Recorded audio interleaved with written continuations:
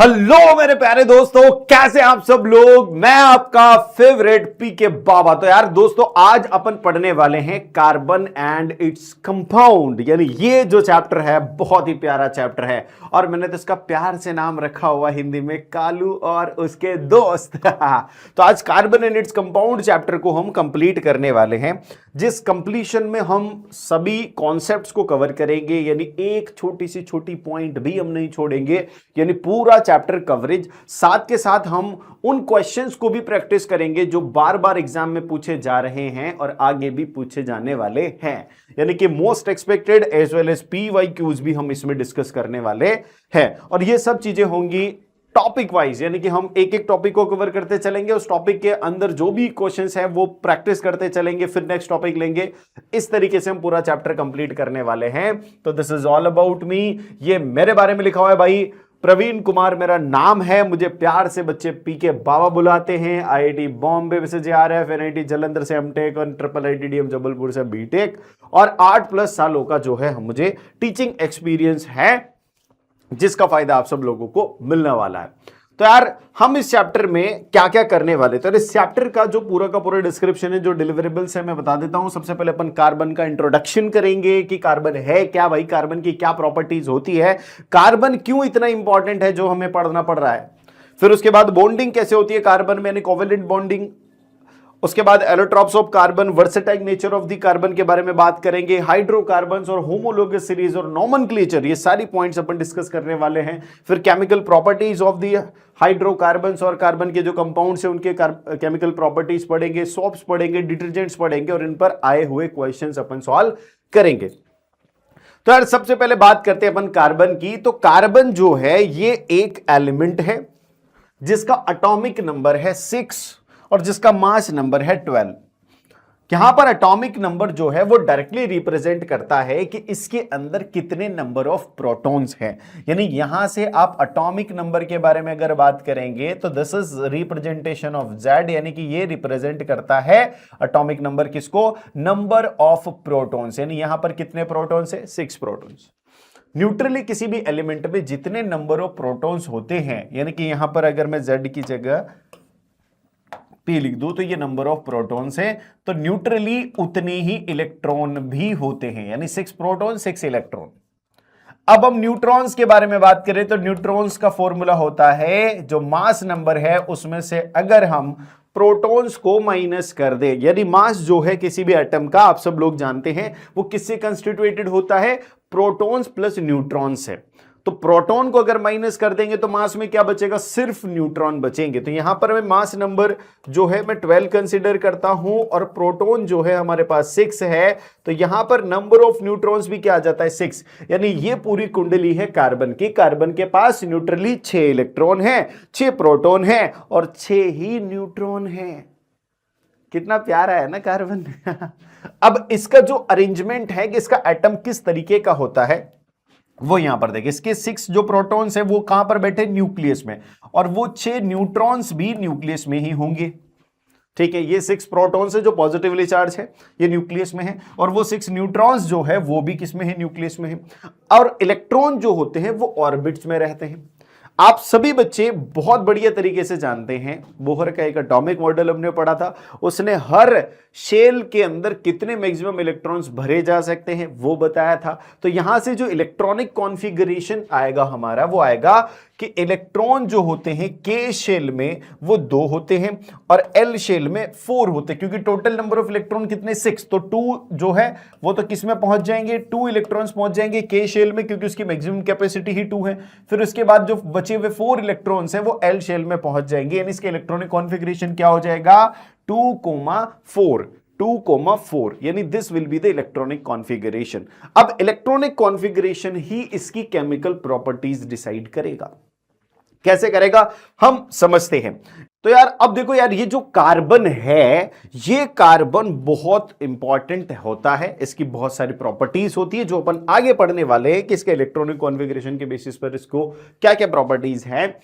तो इसकी सबसे पहले इंपॉर्टेंस जान लेते हैं। सबसे पहले इसका डिस्क्रिप्शन, ये क्या है, एक नॉन मेटालिक एलिमेंट है, इसके पास एटॉमिक नंबर 6 होता है जो कि प्रोटॉन्स के बराबर होता है, 12 इसका मास नंबर होता है जिसमें प्रोटॉन्स और न्यूट्रॉन्स, यानी कि इसके अंदर 6 प्रोटॉन 6 इलेक्ट्रॉन और 6 न्यूट्रॉन होते हैं, जो कि हमने लिख लिया। अब इसके बारे में बात करते हैं, कार्बन हमारे लिए इतना इंपॉर्टेंट क्यों है, क्यों हम कार्बन को स्टडी कर रहे हैं। तो यार कार्बन जो है हमारी अर्थ का 15th मोस्ट अबुंडेंट एलिमेंट है, यानी हमारी अर्थ पर सबसे ज्यादा पाए जाने वाले जो एलिमेंट्स है उनमें 15th रैंक पर आता है कार्बन, और इसका जो परसेंटेज शेयर है अर्थ क्रस्ट में वो है 0.02%। इसके बाद ये बहुत ज्यादा है भाई, ये तुम्हें लग रहा होगा ये थोड़ा सा ही तो है, बहुत ज्यादा है। अगर हम बात करें एटमॉस्फेयर के अंदर, तो एटमॉस्फेयर के अंदर 0.03% ऑफ कार्बन डाइऑक्साइड होता है, जिसमें भी कार्बन होता है। कार्बन हमारी बॉडी के बारे में अगर मैं बात करूं, बॉडी को अगर एलिमेंटल प्रोपोर्शन की बात करूं, तो बॉडी के अंदर सेकंड लार्जेस्ट सब्सटेंस है, सेकंड लार्जेस्ट एलिमेंट है कौन, कार्बन। 18% शेयर है अपने बॉडी के अंदर, 65% इसमें ऑक्सीजन होता है हमारी बॉडी में, 18% कार्बन होता है, 10% हाइड्रोजन, 3% नाइट्रोजन और अदर 3% में जो है बाकी छोटे छोटे सब मिनरल्स होते हैं। तो यार कार्बन हमारे बॉडी का भी बहुत इंपॉर्टेंट हिस्सा है, तो इस कार्बन को पढ़ना बनता है। तो carbon makes up approximately 18.5% of the human body's total mass. It is second most abundant element in the body after oxygen. ये ऑक्सीजन के बाद सेकंड मोस्ट अबंडेंट वो है। अच्छा, आप लोगों ने यहां देखा होगा कि इसमें 18.5 लिखा है, वहां 18 लिखा है, कोई नहीं, 18 और 18.5 जो है अप्रोक्सीमेटली, कई बुक्स में 18.5 दिया होता है, किसी में 18 दिया होता है, तो आप दोनों ही कंसीडर कर सकते हैं, कुछ भी लिख सकते हैं, कोई दिक्कत वाली बात नहीं। अब हम बात कर रहे थे कि यार इसके जो इलेक्ट्रॉनिक कॉन्फ़िगरेशन है वो क्या है, 2,4, ठीक है, 2,4 इसके इलेक्ट्रॉनिक कॉन्फ़िगरेशन है। तो यहां पर हम देखेंगे कि इसका जो आउटर मोस्ट शेल है, उस आउटर मोस्ट शेल में कितने इलेक्ट्रॉन है, 4, यानी इसके अंदर जो वैलेंस इलेक्ट्रॉन है, आउटर मोस्ट शेल के जो इलेक्ट्रॉन है कौन से इलेक्ट्रॉन कहलाते हैं, वैलेंस इलेक्ट्रॉन। कितने वैलेंस इलेक्ट्रॉन इसके पास, 4। अब ये 4 इलेक्ट्रॉन्स ही है जो इसकी रिएक्टिविटी डिसाइड करेंगे, जो इसकी प्रॉपर्टीज को डिसाइड करने वाले हैं। तो यहां पर हम बात करें अगर, तो reactivity of element is explained, किस तरीके से एक्सप्लेन की जाती है कि ये किस प्रकार की कंपाउंड फॉर्म करता है, और ये कंपाउंड क्यों फॉर्म करता है, जस्ट टू बी स्टेबल। तो इसकी जो टेंडेंसी होती, रिएक्टिविटी होती किसी एलिमेंट की, वो उसकी tendency to attain a completely filled outer shell, या तो उसका जो आउटर शेल है वो कंप्लीटली फिल्ड हो, या फिर वो नोबल गैस कॉन्फ़िगरेशन अटेन कर सके। कैसा कॉन्फ़िगरेशन, नोबल गैस कॉन्फ़िगरेशन। अब नोबल गैसेस सबसे ज्यादा स्टेबल होती हैं, उनको और ज्यादा रिएक्शन की जरूरत नहीं होती है, वो सबसे ज्यादा इनर्ट होती है, यानी नो रिएक्शन परफॉर्म्ड। तो सब यही करना चाहते हैं कि मैं किसी न किसी प्रकार से रिएक्शन करूं और रिएक्शन करके नोबल गैस की स्टेट में आ जाऊं। तो नोबल, भाई नाम ही नोबल है तो नोबेल तो जाना ही पड़ेगा, नोबल गैस ठीक है। अब कार्बन के साथ क्या पंगा होता है, ये noble gas, nearest noble gas configuration achieve करने की कोशिश करता है, या फिर अपने आउटर मोस्ट शेल को फुली फिल करना चाहता है। तो इसके साथ क्या चैलेंजेस आते हैं वो देखते हैं अपन। ये क्या करता है, इसके पास पॉसिबिलिटीज देखते हैं। ये क्या कर सकता है, ये गेन कर सकता है 4 इलेक्ट्रॉन्स, यानी इसके पास 4 इलेक्ट्रॉन है, 4 इलेक्ट्रॉन और ये गेन कर लेगा तो टोटल इसके पास 8 इलेक्ट्रॉन्स हो जाएंगे। और ये जो इसकी वैलेंस शेल है, उस वैलेंस शेल की कैपेसिटी भी 8 इलेक्ट्रॉन्स ही है। क्या है उसकी कैपेसिटी, 8 इलेक्ट्रॉन्स। तो यार ये स्टेबल हो जाना चाहिए। तो ये जो आयन है, 4 और इलेक्ट्रॉन गेन करने के बाद वो फॉर्म होगा C4-, एक एनायन फॉर्म होगा, नेगेटिव आयन फॉर्म होगा। बट ये दिस वुड बी डिफिकल्ट। क्यों है ये डिफिकल्ट, क्यों डिफिकल्ट है ये, क्योंकि ये न्यूक्लियस जो है जिसके पास 6 प्रोटॉन है, ये इन 10 इलेक्ट्रॉन्स को, अब टोटल 10 इलेक्ट्रॉन्स हो गए क्योंकि पहले से 6 इलेक्ट्रॉन थे, 4 इलेक्ट्रॉन और इनने गेन कर लिए, तो टोटल नंबर ऑफ इलेक्ट्रॉन 10 हो गए। तो ये जो 6 प्रोटॉन से न्यूक्लियस के, ये 10 इलेक्ट्रॉन्स को उतना स्ट्रांगली होल्ड नहीं कर पाएंगे। ये जो एक्स्ट्रा 4 इलेक्ट्रॉन्स आए हैं, ये उनको उतना इजीली और स्ट्रांगली होल्ड नहीं कर पाएंगे, डिफिकल्ट हो जाएगा। इसलिए ये जो स्टेबिलिटी है, again it is not that much stable. अब इसके पास दूसरा रास्ता है कि ये 4 इलेक्ट्रॉन लूज कर दे और लूज करके C4+ कैटायन फॉर्म कर ले। अब जब C4+ केटाइन फॉर्म करेगा तो क्या होगा, इसके 4 इलेक्ट्रॉन निकल जाएंगे। तो जब किसी ऑर्बिट में कोई इलेक्ट्रॉन ही नहीं बचेगा तो क्या वो ऑर्बिट बचेगी? नहीं। यानी इसका जो आउटर मोस्ट शेल बन जाएगा वो कौन बन जाएगा? के शेल। क्या के शेल ऑलरेडी फुली फिल्ड है? बिल्कुल फिल्ड है। तो क्या स्टेबल हो जाना चाहिए? बिल्कुल हो जाना चाहिए। लेकिन इसमें समस्या क्या आ रही है कि ये जो 4 इलेक्ट्रॉन लूज करने के लिए जिस एनर्जी की रिक्वायरमेंट होती है that is the large amount of energy, यानी इसको बहुत ज्यादा अमाउंट की एनर्जी चाहिए होगी उन 4 इलेक्ट्रॉन्स को अपने आउटर मोस्ट शेल से निकालने के लिए, रिमूव करने के लिए। क्या लिखा है यहां पर? Would require a large amount of energy to remove 4 electrons leaving behind a carbon. और जो बाद में कैसा कार्बन बनाएगा, जिसके पास प्रोटॉन तो 6 होंगे लेकिन इलेक्ट्रॉन कितने बचेंगे? Only 2 electron. अगेन स्टेबिलिटी को खतरा है, यानी लार्ज अमाउंट ऑफ एनर्जी भी स्पेंड हो गई। एनर्जी स्पेंड होने के बावजूद भी जो बन रहा है ना नया आयन वो स्टेबल नहीं है, बिकॉज उसके पास 2 इलेक्ट्रॉन है और 6 प्रोटॉन है। तो it is again unstable stability हो जाएगी। तब ये क्या करेगा?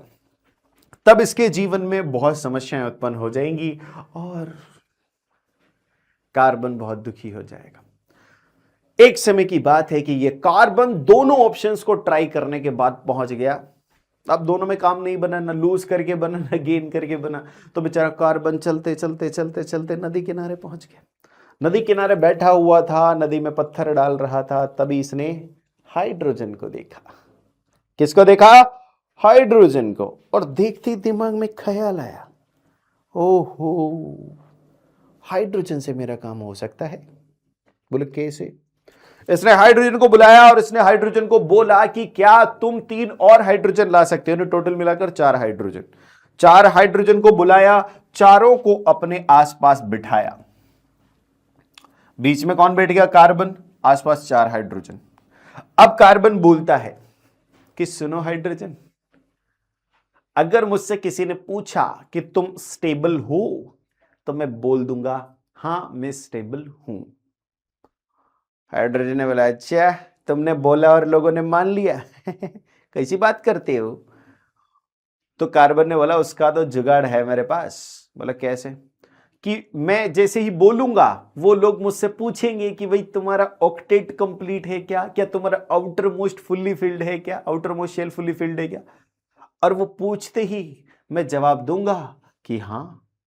बोले उन्होंने चेक कर लिया? तो बोले चेक कर लिया तो 4 इलेक्ट्रॉन मेरे पास ऑलरेडी है और एक इलेक्ट्रॉन तुम्हारे पास है, तो 4 इलेक्ट्रॉन मेरे और 4 इलेक्ट्रॉन तुम चारों के मिलाकर मैं बता दूंगा कि मेरे पास 8 इलेक्ट्रॉन हो गए, यानी मेरा ऑक्टेट कंप्लीट हो गया, यानी कि मेरे outermost shell fully filled हो गई। बोले वाह बाबू बड़े चालू है, तुम तो अपना स्टेबिलिटी बता दिए लेकिन हमारा क्या? अभी तुमने हमारा इलेक्ट्रॉन भी काउंट करा दिया, अब हमारा क्या होगा? बोले ऐसे थोड़ी भेजा है तुमको, तुम्हारे लिए भी प्लान है मेरे पास। क्या प्लान है वो बताते हैं कि जैसे मुझसे कोई पूछेगा कि भाई तुम स्टेबल हो तो मैंने अपना ऑक्टेट कंप्लीट करके बता दिया just by sharing your electrons to, यानी मेरे इलेक्ट्रॉन तो है ही पर तुम्हारे इलेक्ट्रॉन तुमने मेरे साथ शेयर कर दिए और मैंने वो इलेक्ट्रॉन काउंट करा दिए। तो यार जितना तुम इलेक्ट्रॉन मेरे साथ शेयर कर रही हो ना, तुमको धोखा नहीं दूंगा, उतना ही इलेक्ट्रॉन मैं तुम्हारे साथ शेयर कर दूंगा। यानी हाइड्रोजन ने 1 इलेक्ट्रॉन शेयर किया था हर हाइड्रोजन ने, तो उस हर हाइड्रोजन को कार्बन भी 1-1 इलेक्ट्रॉन शेयर कर देगा। तो जैसे ही हाइड्रोजन से कोई पूछेगा तो हाइड्रोजन भी बोल दे कि स्टेबल हूं।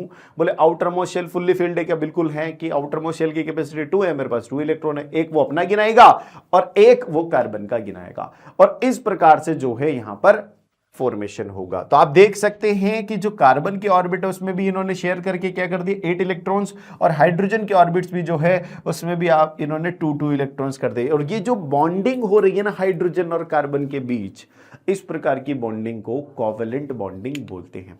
यानी कि bond which is formed just by the sharing of electrons is known as covalent bond.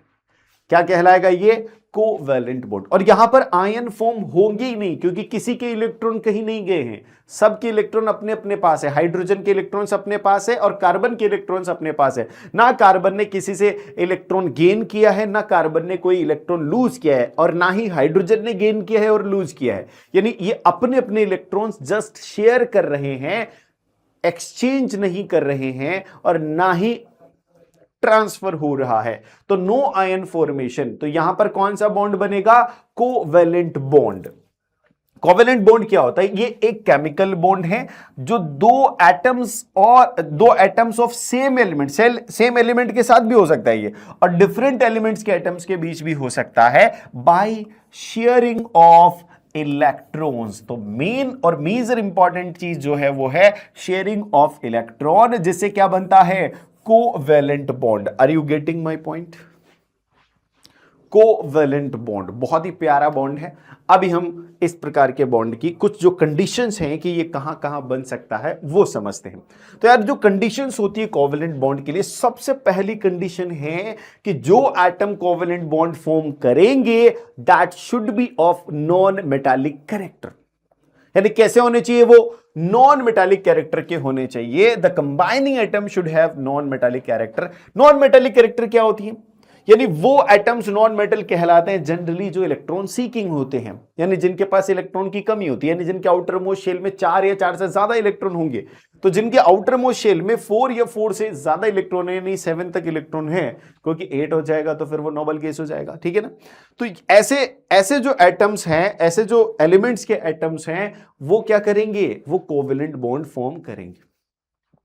और ये जो कंबाइनिंग एटम है, इसमें जो कंट्रीब्यूशन होता है it is of equal quantity, यानी कि जितना हाइड्रोजन शेयर कर रहा है कार्बन के साथ, उतना ही कार्बन हाइड्रोजन के साथ करेगा। यानी एक हाइड्रोजन एक कार्बन के साथ 1 इलेक्ट्रॉन की शेयरिंग करता है, तो वही कार्बन भले ही उसके पास 4 इलेक्ट्रॉन है आउटर मोस्ट शेल में, लेकिन वो सिर्फ 1 इलेक्ट्रॉन की शेयरिंग उस हाइड्रोजन के साथ करेगा, ठीक है। अब हम थोड़ा सा आगे बढ़ते हैं और कुछ और बातें इसके विषय में करते हैं। यार अब तक हमने पढ़ा कि कंडीशन क्या है, अब इसकी प्रॉपर्टीज पर बात करते हैं कि इसकी प्रॉपर्टीज क्या होगी। जैसा कि तुम लोगों ने देखा कि कोवेलेंट बॉन्ड जो है शेयरिंग से फॉर्म होता है, और शेयरिंग इज केयरिंग चलो वो बात अलग है, लेकिन शेयरिंग से फॉर्म होता है, यहां पर कोई ट्रांसफर नहीं होता है। लेट सपोज एक छोटा सा एग्जांपल लेना, जस्ट याद रखने के लिए बता रहा हूं, केमिस्ट्री से उसका कोई लेना देना नहीं है, ठीक है। तुम्हारे बर्थडे पर तुमने किसी दोस्त को बुलाया और वो दोस्त जो है गिफ्ट लेकर आया।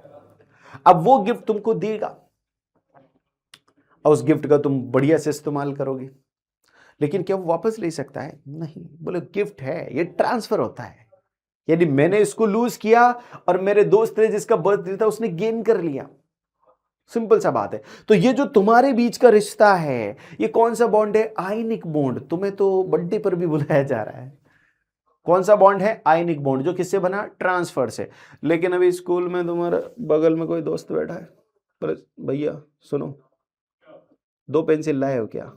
बोले हाँ लाए हैं। मेरे पास इरेजर नहीं है, पर तेरे पास इरेजर नहीं है और मेरे पास 2 इरेजर है। तो उसने पेंसिल शेयर कर दी, इसने इरेजर शेयर कर दिया। बोले ठीक है, तुम्हारा भी काम मेरा भी काम चल रहा है दोनों का। लेकिन किसी ने बीच में आके बोल देगी सुनो, ये तुम्हारे बारे में पीछे से बुरा बुरा बोलता है, तो तुम डायरेक्ट क्या करोगे? ला भाई ये तेरा रबर पकड़, ला मेरे पेंसिल दे वापस।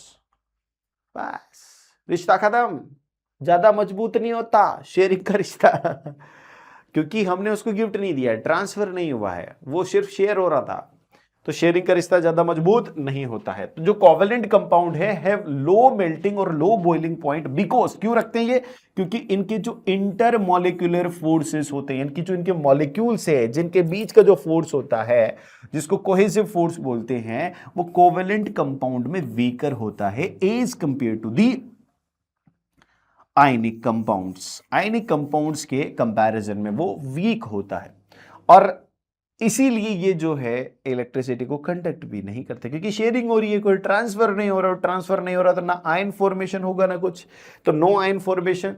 तो नो आयन फॉर्मेशन, तो यहां पर कोई प्रकार के चार्जेस अगर नहीं बन रहे हैं तो ये इलेक्ट्रिसिटी को ट्रांसफर नहीं करेंगे। It is a poor conductor of electricity. अब एक क्वेश्चन जो है इसके बारे में आया है एग्जाम में 2021। पहला क्वेश्चन है, चलो देखते हैं। Carbon forms compound mainly by covalent bond. Carbon covalent bond द्वारा ही कंपाउंड फॉर्म करता है, वाई एक्सप्लेन करो। तो यार हम लोगों ने पहले पढ़ा कि कार्बन जो है वो रिएक्टिव है और वो अपने आप को स्टेबल बनाने के लिए या तो C4+ आयन बनाएगा, ये C4- आयन बनाएगा बाय लूजिंग और गेनिंग इलेक्ट्रॉन्स। लेकिन उन स्टेबिलिटी की कंडीशंस में भी ये अनस्टेबल है। दैट्स वाई ये क्या करता है, शेयर करता है, इलेक्ट्रॉन्स की शेयरिंग होती है और उस शेयरिंग की वजह से ही यहां पर कोवेलेंट बॉन्ड फॉर्म होते हैं। तो ये पूरा का पूरा जो पैराग्राफ्स हमने आज पढ़े हैं, ये सब पढ़ा है, ये सब का सब आपको इसमें लिखना है, बहुत बढ़िया से इसको समझाना है। अब और भी एटम्स हैं जो कोवेलेंट बॉन्ड बनाते हैं, जैसे हाइड्रोजन आपने देखा होगा H2, तो ये एक हाइड्रोजन, इसके पास एक इलेक्ट्रॉन, यहां पर भी दूसरा हाइड्रोजन एक इलेक्ट्रॉन, अभी दोनों को एक एक इलेक्ट्रॉन की जरूरत है, तो एक एक इलेक्ट्रॉन की शेयरिंग हो जाएगी। तो ये भी इसका इलेक्ट्रॉन दिखा देगा तो इसके पास 2, ये इसका भी दिखा देगा तो उसके पास 2। तो इस प्रकार से एक एक इलेक्ट्रॉन की शेयरिंग से जो बॉन्ड बन रहा है वो सिंगल बॉन्ड है और यहां पर हो रहा है। ठीक है, अब देखो इसके साथ ऑक्सीजन की देखते हैं। ऑक्सीजन के आउटर मोस्ट शेल में 6 इलेक्ट्रॉन होते हैं, यानी 2 की जरूरत है, तो 2 ऑक्सीजन मिलेंगी और 2 इलेक्ट्रॉन शेयर कर लेंगी। अब 2 इलेक्ट्रॉन ये इधर दे देगी तो इसके पास ऑलरेडी 6 है ही सही, तो टोटल 8 हो जाएंगे। इसने भी 2 इलेक्ट्रॉन इसके शेयर कर लिए तो 6 ऑलरेडी हैं, 8 हो जाएंगे। तो यहां पर 2 इलेक्ट्रॉन की शेयरिंग हो रही है तो इसमें डबल बॉन्ड बनेगा और इस प्रकार से ऑक्सीजन गैस का मॉलिक्यूल बनेगा। फिर नाइट्रोजन की बात करते हैं। नाइट्रोजन के आउटर मोस्ट शेल में 5 इलेक्ट्रॉन होते हैं, यानी कितने और इलेक्ट्रॉन्स की जरूरत है, 3, यानी कि दूसरे नाइट्रोजन के साथ 3 इलेक्ट्रॉन की शेयरिंग कर लेगा। कितने इलेक्ट्रॉन की, 3 इलेक्ट्रॉन की। और इस प्रकार से इसके पास टोटल इलेक्ट्रॉन इधर वाले के पास भी 8 हो जाएंगे, इसके पास भी 8 हो जाएंगे, क्योंकि ये इसके भी काउंट कर रहा है और इसका आउटर मोस्ट शेल है वो फुल्ली फिल्ड हो जाएगा और स्टेबल हो जाएगा। और इस प्रकार से ये 3 इलेक्ट्रॉन की शेयरिंग से ट्रिपल बॉन्ड बनाएंगे और ये हर साल एग्जाम में आते हैं। जैसे यहां पर देखो आप, draw the electron dot structure of oxygen. सबसे पहले ऑक्सीजन की बनाओ, जो कि अभी जस्ट अपन ने बनाई है। ऑक्सीजन के आउटर मोस्ट शेल में कितने इलेक्ट्रॉन, लो चलो वापस से बना के बता देता हूं। ऑक्सीजन के आउटर मोस्ट शेल में कितने इलेक्ट्रॉन, 6। तो एक वाले ऑक्सीजन के मैं क्या करता हूं, क्रॉस से दिखा देता हूं और दूसरे ऑक्सीजन के जो है मैं डॉट से दिखा दूंगा। इधर वाला ऑक्सीजन इसके पास डॉट से दिखा देते हैं, ये लो। अब इन दोनों के बीच में जो बॉन्डिंग बनेगी वो कैसे बनेगी, आपको क्या करना है, ये ऑक्सीजन है, इधर जो है इसके इलेक्ट्रॉन शेयर कर देना। अब आप देखो ये वाले ऑक्सीजन के पास कितने हो गए, 8, ठीक है। अब इधर वाला जो ऑक्सीजन बनेगा उसके पास कितने हो जाएंगे, 8। और इससे जो बॉन्डिंग बन रही है वो बॉन्डिंग कैसी बन रही है, डबल बॉन्ड की, यानी ये किसका मॉलिक्यूल है, O2 गैस का मॉलिक्यूल है, ऑक्सीजन गैस का मॉलिक्यूल है। इसी प्रकार आपको क्या बनाना है, नाइट्रोजन का भी बनाना है, ठीक है। और एटॉमिक नंबर 8 और 7 यहां पर ऑलरेडी इन्होंने दिया हुआ है क्वेश्चन में, so that you can easily write down the configuration of these elements, ठीक है भाई। यहां पर आउटर मोस्ट शेल में कितने इलेक्ट्रॉन होंगे वो कॉन्फ़िगरेशन से आपको पता ही चल जाएंगे, तो electronic configuration by using the atomic number आप यहां से निकाल सकते हैं। अब आते हैं अपन अगले पार्ट पर। तो यार आप सभी बच्चे जानते हैं कि कार्बन जो है ये बहुरूपीय है, ये अलग अलग फॉर्म्स में पाया जाता है। तो कार्बन के कुछ अमोर्फस फॉर्म्स है, ठीक है, 2 टाइप के फॉर्म्स होते हैं, एक क्रिस्टलाइन एक अमोर्फस है, लेकिन ये यहां पर हम क्रिस्टलाइन फॉर्म्स की बात करेंगे।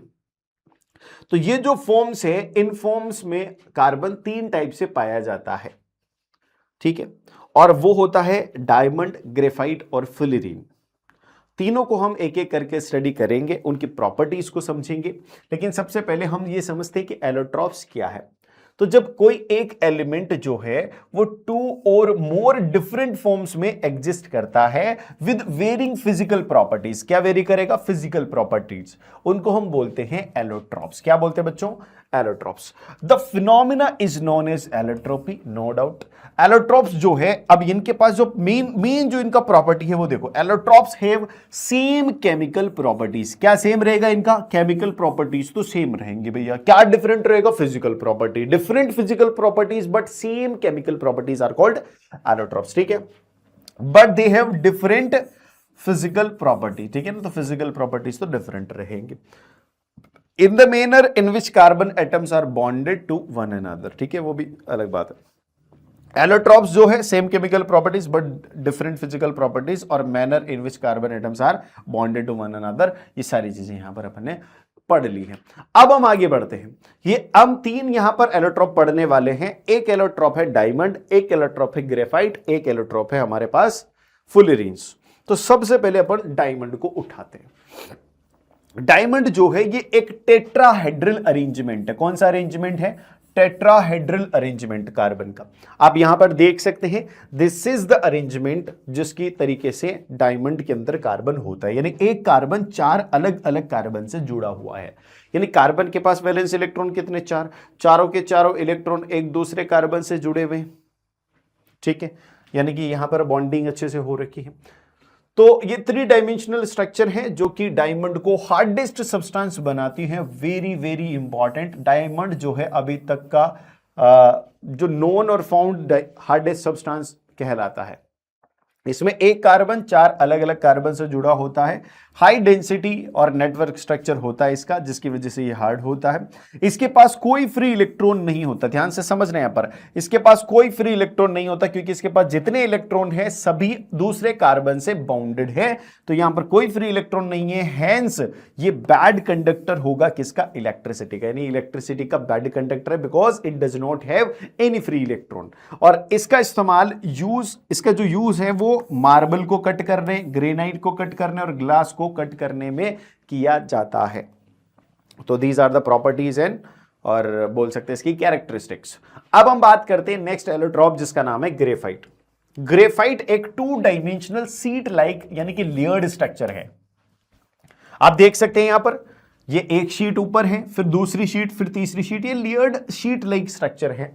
अब आप देखो यहां पर इसका जो कार्बन है, इसका ईच कार्बन जो है अपनी लेयर में एक हेक्सागोनल रिंग फॉर्म करता है और 3 अलग अलग कार्बन से जुड़ा होता है। ठीक है, और ये जो जुड़ा होता है ये स्ट्रॉन्ग कोवेलेंट बॉन्ड से ही जुड़ा होता है। यानी एक कार्बन 3 कार्बन से जुड़ा है। यानी कार्बन के पास जो 4 इलेक्ट्रॉन थे उनमें से 3 इलेक्ट्रॉन्स जो है वो इंगेज्ड है, बट एक इलेक्ट्रॉन क्या फ्री है। इस वजह से ये इलेक्ट्रिसिटी का कंडक्टर होता है। इसके अंदर हेक्सागोनल लेयर्स होती है कार्बन एटम्स की जो एक दूसरे से जुड़ी होती है weak van der Waals force. यानी कि ये तो आपस में कौन सा बॉन्ड है? ये जो बॉन्ड है ये कोवेलेंट बॉन्ड है, और यहां पर ये जो लेयर्स है ये आपस में जुड़ी है weak van der Waals force है। यानी ये फोर्स बहुत वीक है, इस पर आप थोड़ा सा फोर्स, ये जो यहां पर अगर थोड़ा सा आप फोर्स लगा दिया एक्सटर्नल तो ये ब्रेक हो जाएगा और ये लेयर्स जो है एक दूसरे पर स्लाइड करने लग जाएंगी। ठीक है, तो 3 electrons are used for the bonding, thus the 4th electron is free to move and makes graphite a good conductor of heat and electricity, जो कि मैं पहले समझा चुका हूं। सॉफ्ट और स्लिपरी होता है टच में, इस वजह से इसका यूज लुब्रिकेंट्स के तरीके से भी किया जाता है। और ये आप देख सकते हैं क्यों सॉफ्ट है, क्यों स्लिपरी है, क्योंकि इसकी लेयर्स एक दूसरे पर स्लिप कर सकती है। अब हम आगे बढ़ेंगे नेक्स्ट फुलेरीन्स पर। फुलेरीन्स जो है ये न्यू क्लास ऑफ एलोट्रॉप है कार्बन का, जो अभी रिसेंटली ज्यादा साल इसको हुए नहीं, डिस्कवर हुआ है। और इसमें क्या होता है, इसमें ये एक 60 कार्बन की स्ट्रक्चर है फुलेरीन, जो पहले आइडेंटिफाई किया गया और मोस्ट स्टेबल बताया गया 60 कार्बन में। ठीक है, इसके जो कार्बन के जो 60 एटम्स है वो 60 एटम्स कार्बन के इस तरीके से अरेंज्ड है फुटबॉल के शेप में, इसलिए इसको बकी बॉल भी बोला जाता है। इट कंटेन्स, अब यहां पर बहुत इंपॉर्टेंट चीज है, इसके पास 26 मेंबर्ड रिंग्स होती है। क्या होता है इसके पास? 26 मेंबर्ड रिंग और 12 5 मेंबर्ड रिंग होती है। हालांकि इनसे एग्जाम में आज तक क्वेश्चन नहीं आया और ना ही आएगा, ये मैं कह दे रहा हूं आपको। But just for your knowledge, just for the sake of knowledge, आप ये ध्यान रख सकते हैं कि इसके अंदर 6 और 5 दोनों प्रकार की रिंग्स होती हैं, जबकि ग्रेफाइट में 6 जो है कार्बन की रिंग्स होती हैं, 6 मेंबर्ड रिंग्स। यहां पर 6 और 5 दोनों रहती हैं। यहां पर 20 तो 6 मेंबर्ड रिंग है, 12 जो है 5 मेंबर्ड रिंग है। और ये जो 6 मेंबर्ड रिंग्स है ये सराउंडेड होती है 5 मेंबर्ड रिंग से भी। तो 6 membered ring are fused to both 6 membered and 5 membered rings, but 5 membered rings are only fused to have 6 membered rings, जैसे कि यहां पर वैसा कुछ खास इसका जो है रोल नहीं है। अब हम आते हैं कि यार कार्बन जो है वो वर्सेटाइल नेचर का है। तो कार्बन की जो वर्सेटाइल नेचर है उसमें कौन कौन से फैक्टर हैं जो उसको इतना इंपॉर्टेंट और वर्सेटाइल बना रहे हैं। सबसे पहला आता है कैटिनेशन, टेट्रावैलेंसी और tendency to form multiple bonds. हम कैटिनेशन सबसे पहले समझेंगे। यार कैटिनेशन जो है is the unique chemical ability of an element atom to bond with each other forming long chain, branched chain structures और rings। बहुत ही प्यार से आप लोगों को समझना है कि यार कैटिनेशन एक ऐसी प्रॉपर्टी है किसी भी एटम की जिससे वो बहुत सारे chemical product long long chains form कर सके, ब्रांच्ड चेन, रिंग चेन ऐसा फॉर्म कर सके। और ये प्रॉपर्टी जो है ज्यादा एटम्स के पास नहीं होती है, ज्यादा एलिमेंट्स के पास नहीं होती है, ये किसके पास है? कार्बन के पास। और ये कार्बन की प्रॉपर्टी इसे बहुत ज्यादा वर्सेटाइल बनाती है। फिर आता है इसके पास टेट्रावैलेंसी। यार टेट्रावैलेंसी होना भी एक अपने आप में बड़ी बात है। टेट्रावैलेंसी जो है it refers to the unique property of carbon where a single carbon का एटम जो है ये 4 वैलेंस इलेक्ट्रॉन रखता है इन इट्स वैलेंस शेल, जो इसको अलाउ करते हैं to form exactly 4 covalent bond with other atoms to be stable, to achieve stability। और ऐसे कर सकते हैं। यानी टेट्रावैलेंसी का मतलब क्या है कि कार्बन, भाई जैसे मेरे तो 2 हाथ हैं, मैं 2 ही लोगों से हाथ मिला सकता हूं, लेकिन कार्बन के 4 हाथ हैं। कार्बन 4 बॉन्ड बना सकता है साइमल्टेनियसली।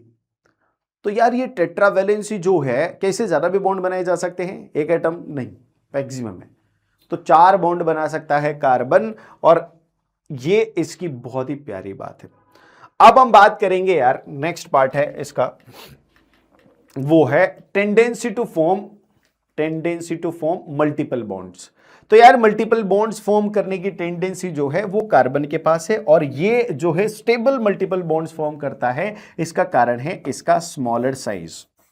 देखो कार्बन के जैसा ही कॉन्फ़िगरेशन, कार्बन के जैसे ही कैटिनेशन की प्रॉपर्टी भी सिलिकॉन के पास होती है, और कार्बन के जैसे उसके आउटर मोस्ट शेल में भी 4 इलेक्ट्रॉन होते हैं, यानी टेट्रावैलेंसी उसके पास भी है। लेकिन फिर भी सिलिकॉन उतना ज्यादा स्टेबल कंपाउंड्स, और जितने ज्यादा number of compounds carbon form करता उतने नहीं कर पाता। What is the reason? Carbon के अंदर जो बॉन्ड फॉर्मेशन होता है वो स्मॉलर साइज की वजह से कहां पर होता है? एल शेल में। जबकि सिलिकॉन में आप जाओगे तो 2,8,4, यानी जो उसका वैलेंस शेल है वो कौन सा है? KLM, एम शेल है, that is far away from the nucleus, that is larger in the size. और जब उसकी साइज बड़ी होने की वजह से, न्यूक्लियस से दूर होने की वजह से, आउटर मोस्ट शेल और वैलेंस शेल, वहां पर जो बॉन्ड बनते हैं वो कार्बन जितने स्ट्रॉन्ग कोवैलेंट बॉन्ड नहीं बनते हैं। और जिस वजह से carbon, because strong bond form करता है with the same configuration, with the same valence electron, same valence ही जो है कार्बन ज्यादा स्ट्रॉन्ग बॉन्ड फॉर्म करता है। इस वजह से ही कार्बन के ज्यादा कंपाउंड पाए जाते हैं। Is it clear to all of you? तो ये कार्बन की वर्सेटाइल नेचर है। अब भाई अब शुरू होता है कार्बन का भारी खेला, और ये जो कार्बन का खेला है, दिस खेला इज एकदम मस्त। तो मस्त क्या, यहां से बहुत सारे क्वेश्चन आते हैं। इस टॉपिक को बहुत बेहतरीन तरीके से हमें समझना है, बहुत बेहतरीन तरीके से इसके क्वेश्चंस भी सॉल्व करने हैं, इसके अंडरस्टैंडिंग बेहतरीन तरीके से डेवलप करना है। बिकॉज इस चैप्टर में से अगर 10 मार्क्स के क्वेश्चन या 9 मार्क्स के क्वेश्चन आ रहे हैं, तो लगभग 7 मार्क्स के क्वेश्चन अब आने वाले पार्ट से मिलेंगे। यानी 1 और 2 मार्क्स के क्वेश्चन अभी तक के पार्ट से आप लोगों के एग्जाम में पूछे जा सकते हैं, लेकिन अब जो 7 to 8 मार्क्स का जो पूरा पोर्शन है वो अब यहां से शुरू होता है ऑर्गेनिक कंपाउंड से। इसमें नॉमेनक्लेचर, इसमें होमोलोगस सीरीज, इसमें केमिकल प्रॉपर्टीज ऑफ इथेनॉल और इथेनोइक एसिड, ये सब चीजें जो है इंपॉर्टेंट है। तो यार इसको हम समझते हैं, तो शुरू करते हैं हमारे चैप्टर की जान ऑर्गेनिक कंपाउंड्स को। तो यार सबसे पहले ये समझे कि ऑर्गेनिक कंपाउंड्स होते क्या है। तो ऑर्गेनिक कंपाउंड जो है बच्चों, वो कार्बन के कंपाउंड्स है। किसके कंपाउंड है? कार्बन के। यानी मेन जो यहां पर आदमी है वो है कार्बन, और कार्बन के साथ साथ क्या क्या रह सकता है इसमें? यूजुअली यानी कि ज्यादातर तो हाइड्रोजन रहता है, और हाइड्रोजन के अलावा 1 और मोर जो है अदर एलिमेंट्स हो सकते हैं। और उन अदर एलिमेंट्स में क्या क्या हो सकते हैं? जैसे कि ऑक्सीजन, जैसे कि नाइट्रोजन, जैसे कि सल्फर, जैसे कि हैलोजेंस। हैलोजेंस का मतलब आप सब लोग समझते हैं, जैसे कि क्लोरीन, फ्लोरीन, आयोडीन, ब्रोमीन, ये सब हैलोजन की कैटेगरी में आते हैं, तो इनको बोलते हैं अपन हैलोजन। तो ये सब भी हो सकते हैं, और हो सकता है फास्फोरस। और अगर ऐसा कोई कंपाउंड बन रहा है कार्बन का जिसमें हाइड्रोजन या इनमें से एक या एक से अधिक जो है और एलिमेंट्स के एटम हैं, तो हम उसको क्या कहेंगे? वो कंपाउंड कहलाएगा ऑर्गेनिक कंपाउंड। क्या कहलाएगा दोस्तों? Organic compound. तो ऑर्गेनिक कंपाउंड की डेफिनेशन बिल्कुल क्लियर है। क्या होना चाहिए? कार्बन का कंपाउंड होना चाहिए भाई सबसे पहले तो। फिर उसके साथ हाइड्रोजन भी हो सकती है, और हाइड्रोजन के अलावा ऑक्सीजन, सल्फर, फास्फोरस, हैलोजन्स, इनमें से कोई एक या एक से ज्यादा एलिमेंट के एटम हो सकते हैं, तो वो क्या कहलाएगा? Organic compound. अब यहां पर कुछ विशेष टाइप के ऑर्गेनिक कंपाउंड्स है जिनमें सिर्फ कार्बन है और हाइड्रोजन है। तो जिनमें हाइड्रोजन और कार्बन ही सिर्फ है और कोई दूसरा like oxygen, nitrogen, sulphur, halogen, phosphorus, इन सब में से कोई और नहीं है, तो हम इस पर्टिकुलर ऑर्गेनिक कंपाउंड को बोलते हैं हाइड्रोकार्बन। यानी कि आप ऑर्गेनिक कंपाउंड और हाइड्रोकार्बन्स में डिफरेंशिएट कर पा रहे होंगे कि hydrocarbon is also a organic compound. पर ये कैसा है? इसमें सिर्फ कार्बन और हाइड्रोजन है, इसमें और कोई अदर एलिमेंट के एटम नहीं है। चलो, हाइड्रोकार्बन्स को हमने यहां पर जनरली एल्केन, एल्कीन और एल्काइंस में डिफाइन किया हुआ है। ये टेबुलर इनका रिप्रेजेंटेशन है, लेकिन अपन एक एक करके इनको बहुत ही पेशेंस से और बहुत ही प्यार से अच्छे से समझेंगे। सबसे पहले मैं इनको कैटेगराइज करता हूं हाइड्रोकार्बन्स को दो इंपॉर्टेंट कैटेगरीज में, जिसमें एक को बोलेंगे सैचुरेटेड और दूसरी कैटेगरी है अनसैचुरेटेड। सैचुरेटेड में सिर्फ वो हाइड्रोकार्बन्स होंगे जिनमें सिर्फ सिंगल बॉन्ड्स हो। सिंगल बॉन्ड बोले तो एक एक इलेक्ट्रॉन की शेयरिंग हो सिर्फ एटम्स के बीच, यानी कार्बन और हाइड्रोजन के बीच भी सिर्फ एक एक एटम की शेयरिंग है, और कार्बन कार्बन के बीच भी एक एटम की ही शेयरिंग है। सॉरी, एटम्स बोल रहा हूं, एक इलेक्ट्रॉन की ही शेयरिंग है। तो यार जहां पर एक एक इलेक्ट्रॉन की शेयरिंग हो वहां पर सिंगल बॉन्ड बनता है, और वो जो सिंगल बॉन्ड है अगर वो ही है सिर्फ कंपाउंड में तो वो सैचुरेटेड कंपाउंड है। और इसमें क्या आएंगे फिर? सिंगल बॉन्ड के हिसाब से हमने क्लासिफाई किया हुआ है एल्केन्स। अनसैचुरेटेड में क्या होता है? अनसैचुरेटेड में डबल बॉन्ड और ट्रिपल बॉन्ड भी अगर है तो फिर वो अनसैचुरेटेड कहलाएंगे, या फिर रिंग्स फॉर्म हो रही है तो भी वो अनसैचुरेटेड कहलाएंगे। Is it clear? अब एक एक करके हम इन पर आते हैं, इनके डेफिनेशंस को समझते हैं कि यार एल्केन्स क्या होते हैं। तो एल्केन्स वो हाइड्रोकार्बन है जो सारे single bond, only single bonds ही फॉर्म करते हैं, उनको हम एल्केन्स बोलते हैं।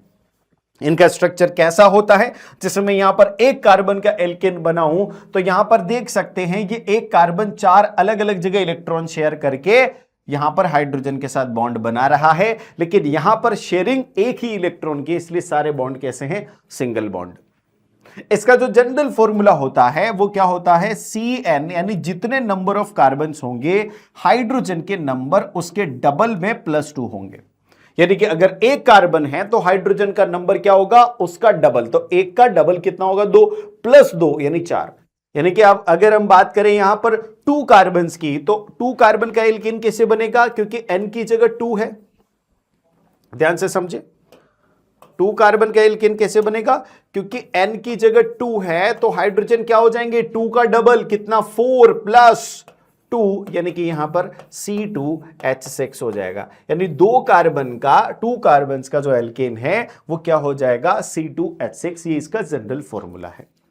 फिर इसका जो सफिक्स है, यानी आगे जब आप नॉमेनक्लेचर में यूज करोगे तो इसका जो सफिक्स होगा, सफिक्स और प्रीफिक्स, प्रीफिक्स बोले तो आगे लगने वाला और सफिक्स बोले तो पीछे लगने वाला, यानी अगलग्गू पिछलग्गू ठीक है।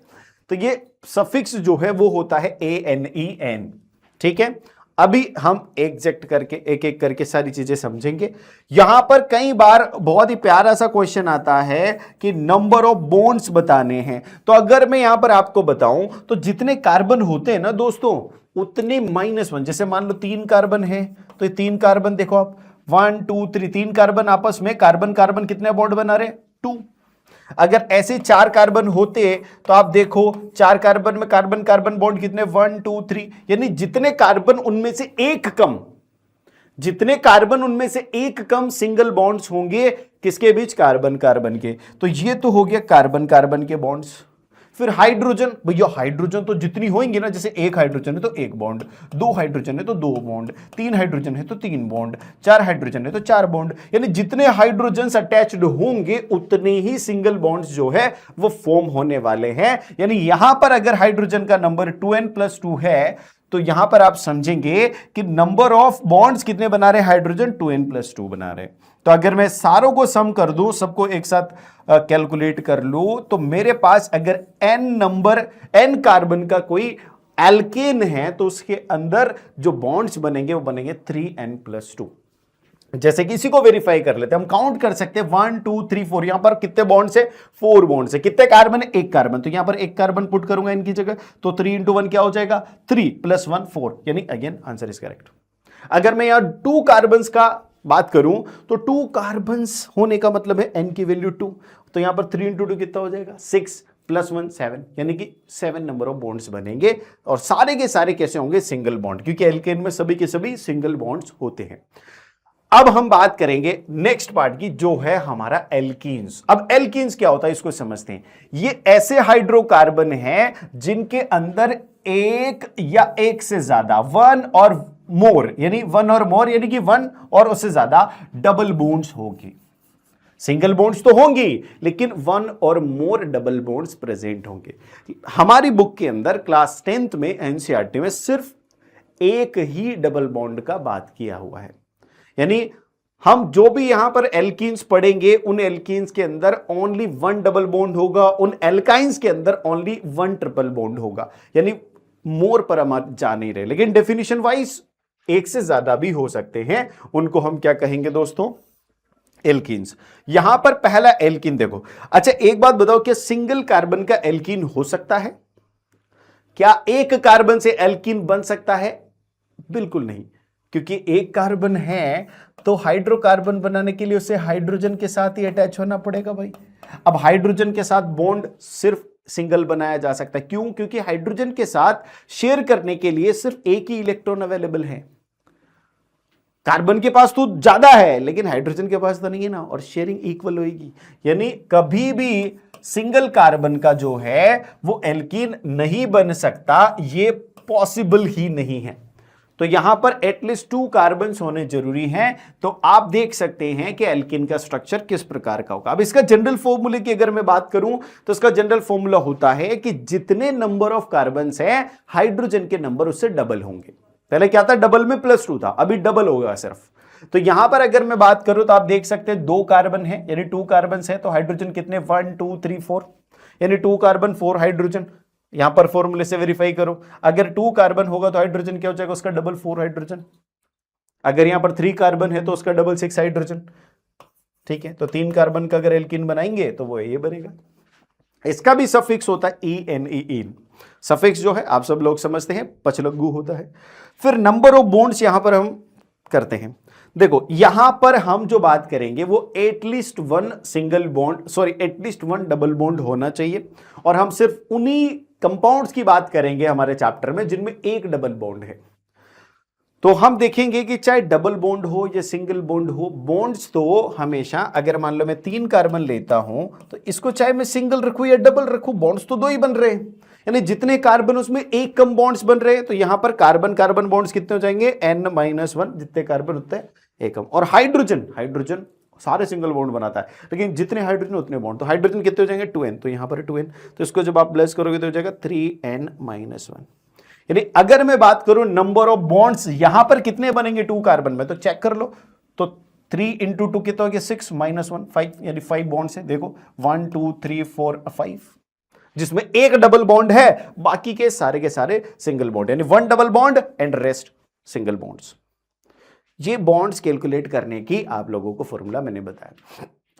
इसके बाद हम बात करेंगे नेक्स्ट हमारे ऑर्गेनिक कंपाउंड जिसका नाम है एल्काइंस। तो एल्काइंस वो हाइड्रोकार्बन है जहां पर 1 और मोर ट्रिपल बॉन्ड्स होंगे, उनको एल्काइंस हम बोलेंगे।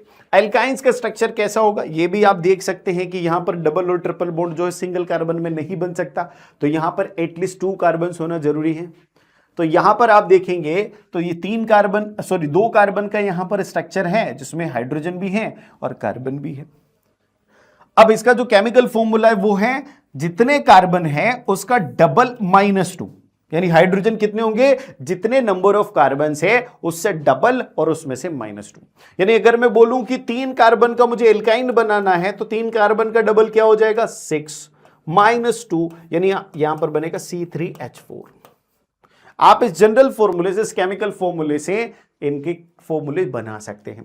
फिर इसका सफिक्स होता है YNE। नंबर ऑफ बॉन्ड्स यहां पर कैलकुलेट, अगेन हम जानते हैं जितने कार्बन है उनमें से एक कम बॉन्ड बनाएगा कार्बन कार्बन। फिर हाइड्रोजन के बॉन्ड, जितने हाइड्रोजन अवेलेबल है उतने बनेंगे, तो यहां पर हाइड्रोजन कितने अवेलेबल है, 2n-2। तो यहां पर इसको अपन सॉल्व करेंगे तो जाएगा 3n-3। अब यहां पर भी चेक कर लो, इसमें कितने बॉन्ड्स है, 1 2 3 बॉन्ड्स है। Let me check. यहां पर अगर मैं C की वैल्यू 2 रखता हूं, 2 कार्बन है, सॉरी N की वैल्यू 2 रखता हूं, 2 कार्बन है, तो 3 × N कितना हो जाएगा, 3 × 2 6, 6 - 3 3, आंसर 3 है। तो हम नंबर ऑफ बॉन्ड्स यहां पर भी कैलकुलेट कर सकते हैं। और हमारी बुक में जैसे एग्जांपल्स मेंशन है, जितनी लेवल तक हमारे एग्जांपल्स मेंशन है, हम ये कहेंगे कि एक ट्रिपल बॉन्ड है, बाकी के सारे सिंगल बॉन्ड है इसमें भी। अब एक बेसिक्स जो है चीज आती है, वो बहुत ही प्यारी चीज है कि हम चेन्स, ब्रांच और रिंग्स के बारे में यहां पर पढ़ेंगे। तो लॉन्ग चेन्स कार्बन फॉर्म कर सकता है, लेकिन क्या ब्रांचेस भी फॉर्म हो सकती हैं? तो आप ध्यान से देखेंगे, यहां पर 4 कार्बन का कंपाउंड लिखने का ये बेसिक तरीका है कि मैं स्ट्रेट बिल्कुल 4 कार्बन लिख दूं। लेकिन क्या इसको बदला जा सकता है? क्या मैं इसको ऐसे भी लिखा जा सकता है? अगर आप इसे ऐसे लिखेंगे तो क्या नंबर ऑफ कार्बन कितने, 4, अगेन 4, यहां पर भी कितने, 4। आप देखेंगे यहां पर स्ट्रक्चर में डिफरेंस आ गया, कार्बन का नंबर सेम है बट स्ट्रक्चर में डिफरेंस आ गया। अच्छा, बचे हुए वैलेंसीज पे हाइड्रोजन अटैच कर दो। यहां कितनी, एक इधर इंगेज्ड है तो 3 बच रहा है, 3 हाइड्रोजन। इसमें 1 और 2 इंगेज्ड है तो 2 हाइड्रोजन लग जाएंगे। यहां पर भी 2 हाइड्रोजन लग जाएंगे, यहां पर भी 2 हाइड्रोजन लग जाएंगे। यहां पर देखो, यहां पर एक इंगेजमेंट है तो 3 हाइड्रोजन लग जाएंगे।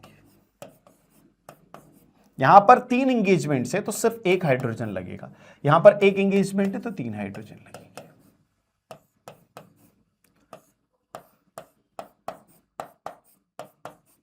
अब आप हाइड्रोजन्स काउंट करो। अच्छा, यहां पर भी 1 हाइड्रोजन रिमेनिंग। हाइड्रोजन्स काउंट करो, कार्बन कितने हैं, 4। सिंपल सा कॉन्सेप्ट है, 4 कार्बन है। हाइड्रोजन आप लोगों को काउंट करने, काउंट करके देखते हैं।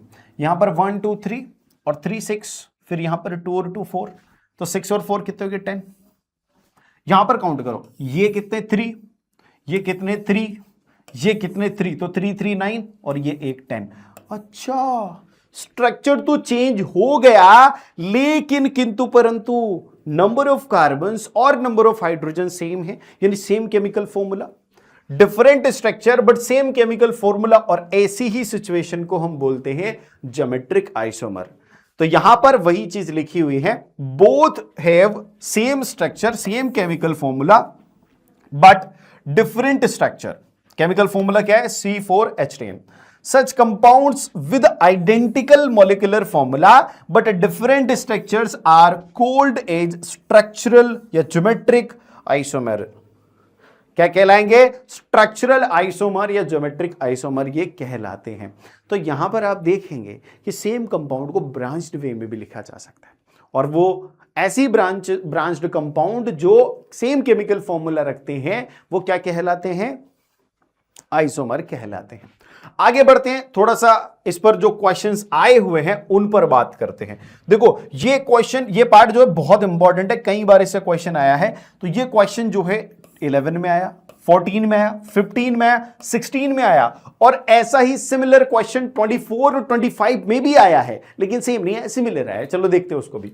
विच of the following are correct structural isomer of C4H10? इनमें से C4H10 का कौन करेक्ट आइसोमर है भाई? C4H10 1 2 3 4 ऐसा लिखा जा सकता है, बिल्कुल 1 2 3 4 लिखा जा सकता है, बिल्कुल लिखा जा सकता है ना। यहां पर देखो, क्या ये लिखा जा सकता है 1 2 3 4? ये है क्या स्ट्रक्चरल आइसोमर है क्या? ये दोनों तो है भाई, यहां तो है। क्यों, क्या करना पड़ेगा मुझे आइसोमर होने के लिए? आइसोमर के लिए मुझे क्या कंडीशन है? Same chemical formula. तो चेक करो, same chemical formula, structure different होना बाद की बात है, फॉर्मूला सेम होना है पहले। तो तो सेम केमिकल फॉर्मूला किसका है भाई, ये पहले का देखोगे तो C4H10 है, बिल्कुल C4H10 है। इसका भी देखोगे तो 1 2 3 और 1 2 3 4, अच्छा ऊपर 3 है, नीचे कितने हैं 2 2 4 5 5 नीचे, तो 8 और 1 और 10 हो गया भाई। ये जो सेकंड वाला है उसमें भी C4H10 है, ठीक है। थर्ड वाले में देखो फटाफट से, थर्ड वाले में देखो 1 2 3 कार्बन तो भैया 4 ही है, बिल्कुल सही, पर 1 2 3 4 5 6 7 8 यहां पर हाइड्रोजन 8 है, यानी कि ये हमारा C4H10 का आइसोमर नहीं है, क्योंकि उसके जैसे केमिकल फॉर्मूला होना चाहिए था, तो ये नहीं है। दूसरे पे आओ, यहां पर देखो 1 2 3 4 कार्बन तो भैया फोर्थ वाले में कितने हैं, 4 ही हैं, लेकिन हाइड्रोजन काउंट करते 1 2 3 4 5 6 7 8 अगेन 8, तो ये नहीं है, यानी कि ये 2 आइसोमर नहीं है और 2 आइसोमर है, 1 और 2 आइसोमर है और 3 और 4 आइसोमर नहीं है। तो क्या आंसर होगा, 1 एंड 2 किस में है, 1 एंड 2 सी ऑप्शन में है, ये आपका करेक्ट आंसर होगा। This is very very important और ये पूछा गया है और हर साल पूछा जा रहा है। अब आगे बढ़ो, सिमिलर क्वेश्चन मैंने बोला 24 और 25 दोनों में आया है, यहां पर भी देखते हैं। यहां पर बोला given below are the structure of some hydrocarbon, select the 2 structure which are related to each other from the given options. एक दूसरे से रिलेटेड है, तो यार एक दूसरे से या तो स्ट्रक्चर में रिलेट कर सकता है, ये केमिकल प्रॉपर्टीज में, केमिकल प्रॉपर्टीज में कब रिलेट करेगा, जब उसका केमिकल फॉर्मूला सेम होगा। चलो यहां देखते हैं, 1 2 3 4 4 कार्बन है, ठीक है। इसमें देखते हैं कितने कार्बन है, पहले वाले में C4, H कितने हैं, यहां पर 1 2 3 1 2 3 6 और 2 8 8 हो जाएगा। सेकंड वाले में देखो C4H10 सारे सिंगल बॉन्ड है, ठीक है। यहां पर देखो 1 2 3 सेकंड डबल बॉन्ड नहीं है, आइसोमर है इसका, तो थर्ड वाले में क्या हो जाएगा C4H10। यहां पर आप देखोगे फोर्थ, तो फोर्थ वाले में देखो डिफरेंस क्या आ गया, यहां पर हाइड्रोजन की जगह क्लोरीन लग गया, तो ये क्या हो जाएगा C4H8 की जगह क्या हो जाएगा 7 और Cl। तो यार आप देख सकते हो क्या यहां पर सिमिलैरिटी है, बिल्कुल है साहब, यो आइसोमर वाले ही केस है, सेकंड और थर्ड, सेकंड और थर्ड में सिमिलैरिटी है, तो सेकंड और थर्ड किस ऑप्शन में है, सी में है। क्यों, क्या सिमिलैरिटी है, इनका स्ट्रक्चर डिफरेंट है बट इनका केमिकल फॉर्मूला सेम है। ये क्या है, आइसोमर है। क्या है भैया, ये आइसोमर, बहुत ही प्यारी चीज है। अब देखो, अब आप रिंग्स पर आ जाओ। रिंग्स में क्या हो सकता है, जैसे कि हम यहां पर एक कंपाउंड को एक साइकिल में, एक रिंग में भी जो इंटरकनेक्टेड है वो रिंग में भी लिख सकते हैं। जैसे ये कार्बन की 2 बॉन्डिंग है, इसको 2 हाइड्रोजन, इसको भी 2 हाइड्रोजन, इसके पास भी 2, इसके पास भी 2, इसके पास भी 2, ठीक है ना। यहां पर आप हाइड्रोजन काउंट करेंगे तो 2 हाइड्रोजन आएंगी, यहां पर भी 2 हाइड्रोजन। अब इस तरीके से क्या लिख सकते हैं, जितने कार्बन है उसका डबल हाइड्रोजन है, सिंपल सा, ये इसका केमिकल फॉर्मूला है। पर इसको क्या बोलेंगे, क्योंकि सारे के सारे सिंगल बॉन्ड है, तो अब ये भले फॉर्मूला किसका है, एल्कीन का, लेकिन यहां पर सारे के सारे सिंगल बॉन्ड है, तो क्या ये एल्केन है। पर ये कैसा एल्केन है, साइक्लोएल्केन, क्योंकि साइक्लिक स्ट्रक्चर है इसका, तो ये साइक्लोहेक्सेन हो जाएगा, जस्ट बिकॉज इसके पास 6 नंबर ऑफ कार्बन है। ऐसे ही यहां पर आप देखोगे इसमें डबल बॉन्ड्स भी हैं और रोटेटिंग डबल बॉन्ड्स है, 6 कार्बन का स्ट्रक्चर है, C6H6। तो कई बार एग्जाम में पूछा जाता है कि C6H6 को क्या कहोगे आप, ठीक है। कुछ बच्चे इसको भी साइक्लोहेक्सेन कह देते, नहीं, इसका पर्टिकुलर नेम है benzene. This is a very very important substance in the chemistry. आगे जब आप हायर केमिस्ट्रीज पढ़ोगे तो भाई वहां पर बेंजीन का बहुत तगड़ा रोल है, ठीक है ना। ये एरोमेटिक साइक्लो क्या बोलते हैं, रिंग्स है, साइक्लो हाइड्रोकार्बन है, एरोमेटिक, इसको बहुत ज्यादा रोल है। तो बेंजीन तो बहुत ही इंपॉर्टेंट चीज है, आप इसको याद रख लेना, क्योंकि एग्जाम में कभी कभार फॉर्मूला पूछ लिया जाता है। चलो इस पर आया हुआ क्वेश्चन देखते हैं, 21, 22 और 24 में है structural formula of cyclohexane. Cyclohexane का स्ट्रक्चरल फॉर्मूला क्या है ये बताओ। क्या ये साइक्लोहेक्सेन है, नहीं भाई, यहां पर नंबर ऑफ कार्बन 6 है, बिल्कुल यहां भी है, यहां भी है, लेकिन हेक्सेन में जो वर्ड है ये रिप्रेजेंट करता है ऑल सिंगल बॉन्ड। क्या रिप्रेजेंट करता है भैया, ऑल सिंगल बॉन्ड्स, ठीक है। जैसे बेंजीन में क्या होता है, जो ENE लगा है वो ये रिप्रेजेंट करता है कि there should be at least 1 double bond, ठीक है ना। और यहां पर बता रहा है एन लगने का मतलब ऑल सिंगल बॉन्ड, तो क्या यहां पर सिंगल बॉन्ड है, नहीं, यहां पर सिंगल बॉन्ड है, नहीं, यहां पर सिंगल बॉन्ड है, नहीं। अरे तो डायरेक्ट आंसर है ना, सिंपल सा आंसर है, क्या हो जाएगा? बी यहां पर आंसर हो जाएगा। देखो ये क्वेश्चन पूछा है 22, 21 और 24 में, इस बार भी 26 में भी ये क्वेश्चन पूछा जा सकता है। फिर 24 का क्वेश्चन देखो, number of single and double bonds present in the molecules of benzene C6H6 respectively. यार आप लोगों ने अगर बेंजीन का स्ट्रक्चर बनाकर देखा है तो आप बेंजीन के स्ट्रक्चर को अच्छे से एनालाइज करेंगे और ये पाएंगे कि बेंजीन के अंदर क्या है, क्या सीन है। देखो यहां पर अल्टरनेट डबल बॉन्ड है, अगर यहां डबल बॉन्ड है तो यहां है, यहां है, यानी एक छोड़कर एक डबल बॉन्ड है, ठीक है, अल्टरनेट डबल बॉन्ड है। अब जहां पर बॉन्ड डबल भी है और ट्रिपल भी है, वहां पर एक हाइड्रोजन, एक हाइड्रोजन, एक हाइड्रोजन, क्योंकि डबल ट्रिपल हर कार्बन पर हो रहा है, तो यहां पर एक हाइड्रोजन, एक हाइड्रोजन, तो ये क्या हो जाएगा? C6H6। तो कितने डबल बॉन्ड्स हैं यहां पर? देखो अगर यहां पर टोटल बॉन्ड्स की बात करूं मैं, तो ये हाइड्रोजन का 6 हाइड्रोजन है, तो 6 बॉन्ड्स तो सारे सिंगल हो गए, ये सारे सिंगल है। ये किसके बॉन्ड है? हाइड्रोजन के। और कार्बन कार्बन कितने सिंगल बॉन्ड है? 1 2 3, तो 3 कार्बन कार्बन सिंगल बॉन्ड है, ठीक है ना। लेकिन ये तो हो गए टोटल 9 सिंगल बॉन्ड्स, ठीक है। और डबल बॉन्ड कितने हुए? 1 2 3, 3 डबल बॉन्ड्स। तो टोटल बॉन्ड्स कितने हो गए? अगर मैं टोटल बॉन्ड्स की बात करूं तो टोटल तो हो गए 12 बॉन्ड्स, जिनमें से 12 बॉन्ड्स में से क्या है? 3 तो डबल बॉन्ड है, 9 सिंगल बॉन्ड है। तो चलो देखते हैं यहां पर क्या पूछा है कि number of single and double bond. तो सिंगल बॉन्ड्स कितने हो गए? 9 सिंगल बॉन्ड्स है भैया। सबसे पहले 9 वाला ढूंढ लो। ओहो, यहीं से आंसर आ गया डायरेक्ट। सिंगल बॉन्ड भी अगर आपने, अच्छा कुछ बच्चे जो है ना 3 कर देते हैं यार, ये 1 2 3 3 सिंगल, तो 3 कर देते हैं, जो कि ऑप्शन में है, जो कि गलत है, ठीक है ना। ऐसा नहीं करना, हाइड्रोजन को भी काउंट करना है। मैंने हमेशा बॉन्ड्स कैलकुलेट करने में आपको हाइड्रोजन बताया है कि जितने हाइड्रोजन उतने सिंगल बॉन्ड। हाइड्रोजन सिर्फ सिंगल बॉन्ड बनाता है, कार्बन सिंगल और डबल दोनों बना सकता है। अब यहां पर देखो यार, ये स्ट्रक्चर जो है लेविस डॉट स्ट्रक्चर, जितने भी हाइड्रोकार्बन बनेंगे उनमें क्या होगा? शेयरिंग होगी। शेयरिंग में देखो आप यहां पर कार्बन को देखो, कार्बन के सारे चारों के चारों जो इलेक्ट्रॉन्स है मैंने रिप्रेजेंट कर दिए किससे? डॉट से। हाइड्रोजन की मैंने क्रॉस से कर दिए। तो आप देखोगे कि कार्बन की बाउंड्री में भी हाइड्रोजन का इलेक्ट्रॉन दिखना चाहिए और हाइड्रोजन की बाउंड्री में भी कार्बन का इलेक्ट्रॉन दिखना चाहिए। इस प्रकार से लेविस डॉट स्ट्रक्चर बनती है। यहां पर सारी सिंगल सिंगल शेयरिंग थी तो सिंगल सिंगल, यहां पर डबल डबल शेयरिंग है। आप देखो ये कार्बन कार्बन के बीच डबल शेयरिंग, हाइड्रोजन कार्बन के बीच सिंगल शेयरिंग। तो आप इस प्रकार से रिप्रेजेंट कर सकते हैं। ट्रिपल के बारे में बात करेंगे तो यहां पर 3 इलेक्ट्रॉन की शेयरिंग कार्बन कार्बन पे और हाइड्रोजन और कार्बन के बीच में सिंगल सिंगल इलेक्ट्रॉन की शेयरिंग, ये बनता है। अब देखो यहां पर the molecular formula of 2 alkynes ABC are CXH2 and C3Hy respectively. ध्यान से करना, मॉलिक्यूलर फॉर्मूला पर हम बात कर चुके हैं और बहुत ही प्यारे तरीके से आप इसको आंसर कर पाएंगे। देखो ये क्या है? सारे के सारे एल्काइंस। अच्छा एल्काइंस क्या होता है? एल्काइंस का जनरल फॉर्मूला CnH2n-2। मैंने क्या बोला था कि जितने हाइट, मतलब सिंपली सबसे पहले एल्केन के बारे में बात करेंगे तो एल्केन में जितने कार्बन उसके डबल प्लस 2 हाइड्रोजन। फिर एल्कीन पर आएंगे तो जितने कार्बन डबल हाइड्रोजन। फिर एल्काइंस पर आएंगे जितने कार्बन डबल हाइड्रोजन -2, हाइड्रोजन में डबल -2, तो यहां पर डबल -2 हो जाएगा एल्काइन में।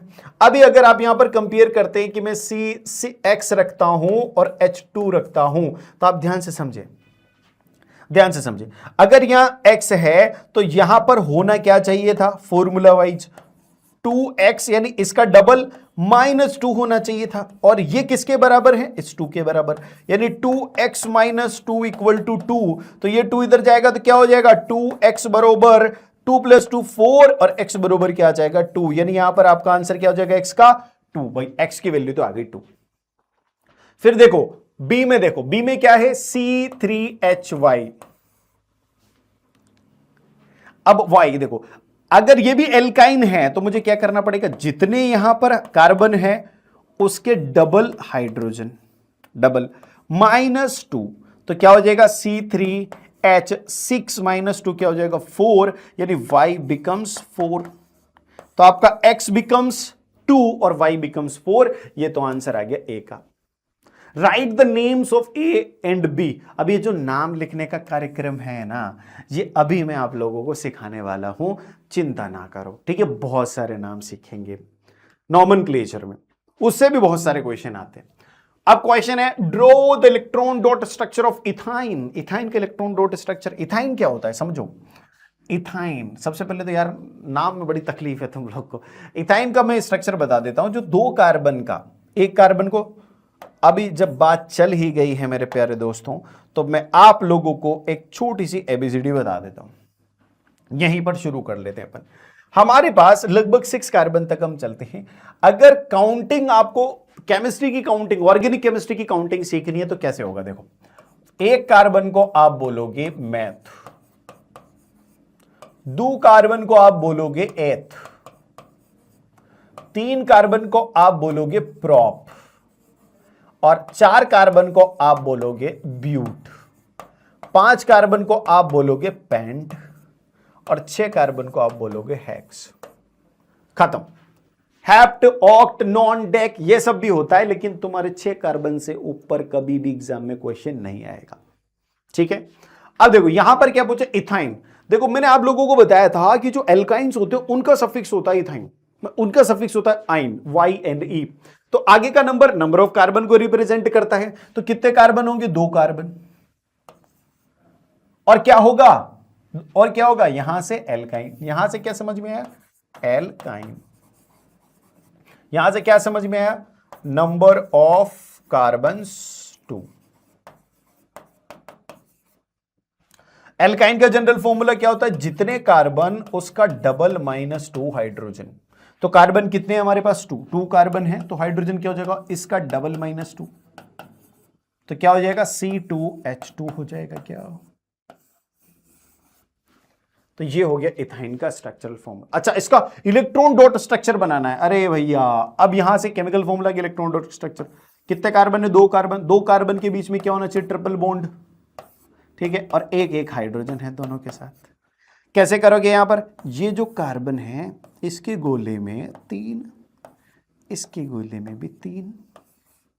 हाइड्रोजन का क्या होगा, इसका एक जो है वो हाइड्रोजन के साथ इधर, इसका एक, ये हाइड्रोजन का इधर। इसका गोला बनाओगे ऐसे बनेगा। चलो गोला जो है ना मैं दूसरे कलर से बना देता हूं ताकि आप लोगों को दिक्कत ना है।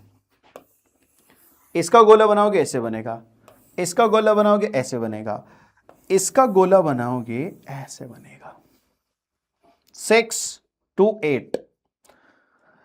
इसका गोला बनाओगे ऐसे बनेगा।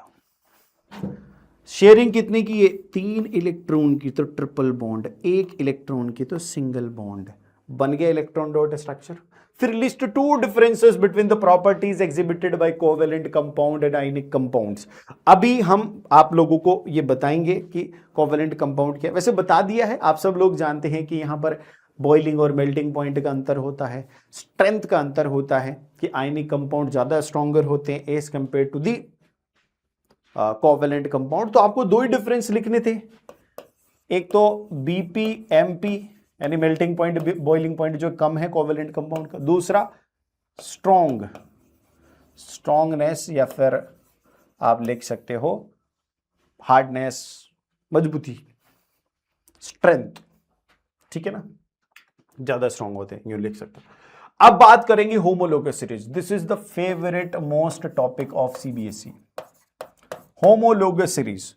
होमोलोगस सीरीज क्या होती है भाई, होमोलोगस सीरीज में अगर हम बात करें तो ये वो सीरीज है जिसके अंदर एक फंक्शनल ग्रुप होता है और हाइड्रोकार्बन की चेन होती है।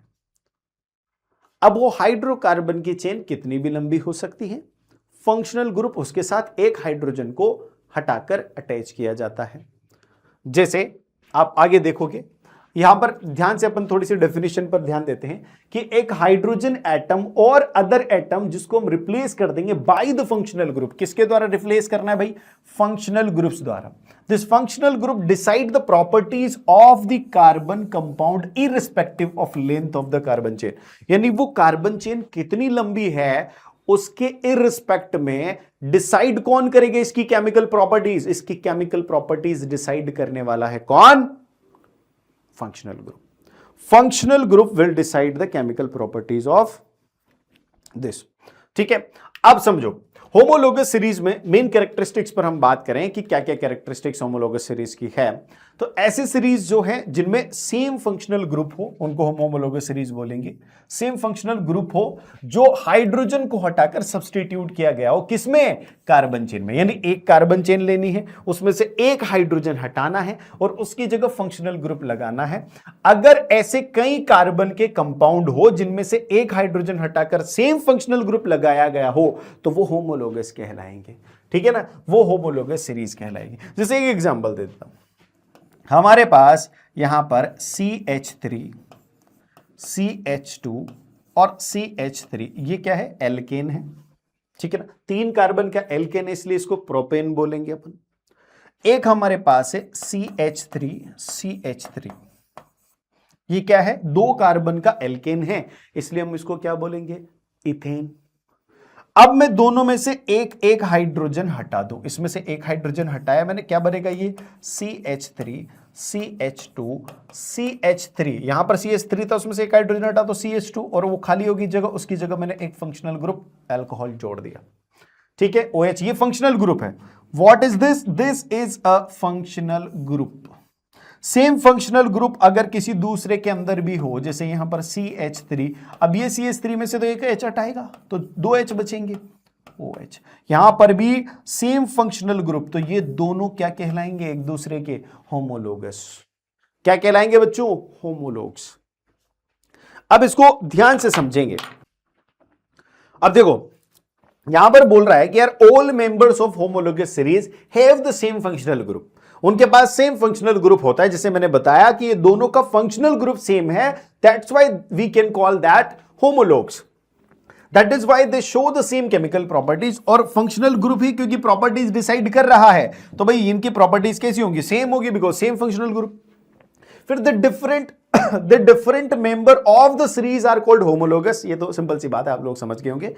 ये दोनों एक ही सीरीज के हिस्से हैं, तो डिफरेंट मेंबर है एक ही सीरीज के, ये आपस में होमोलोग कहलाएंगे।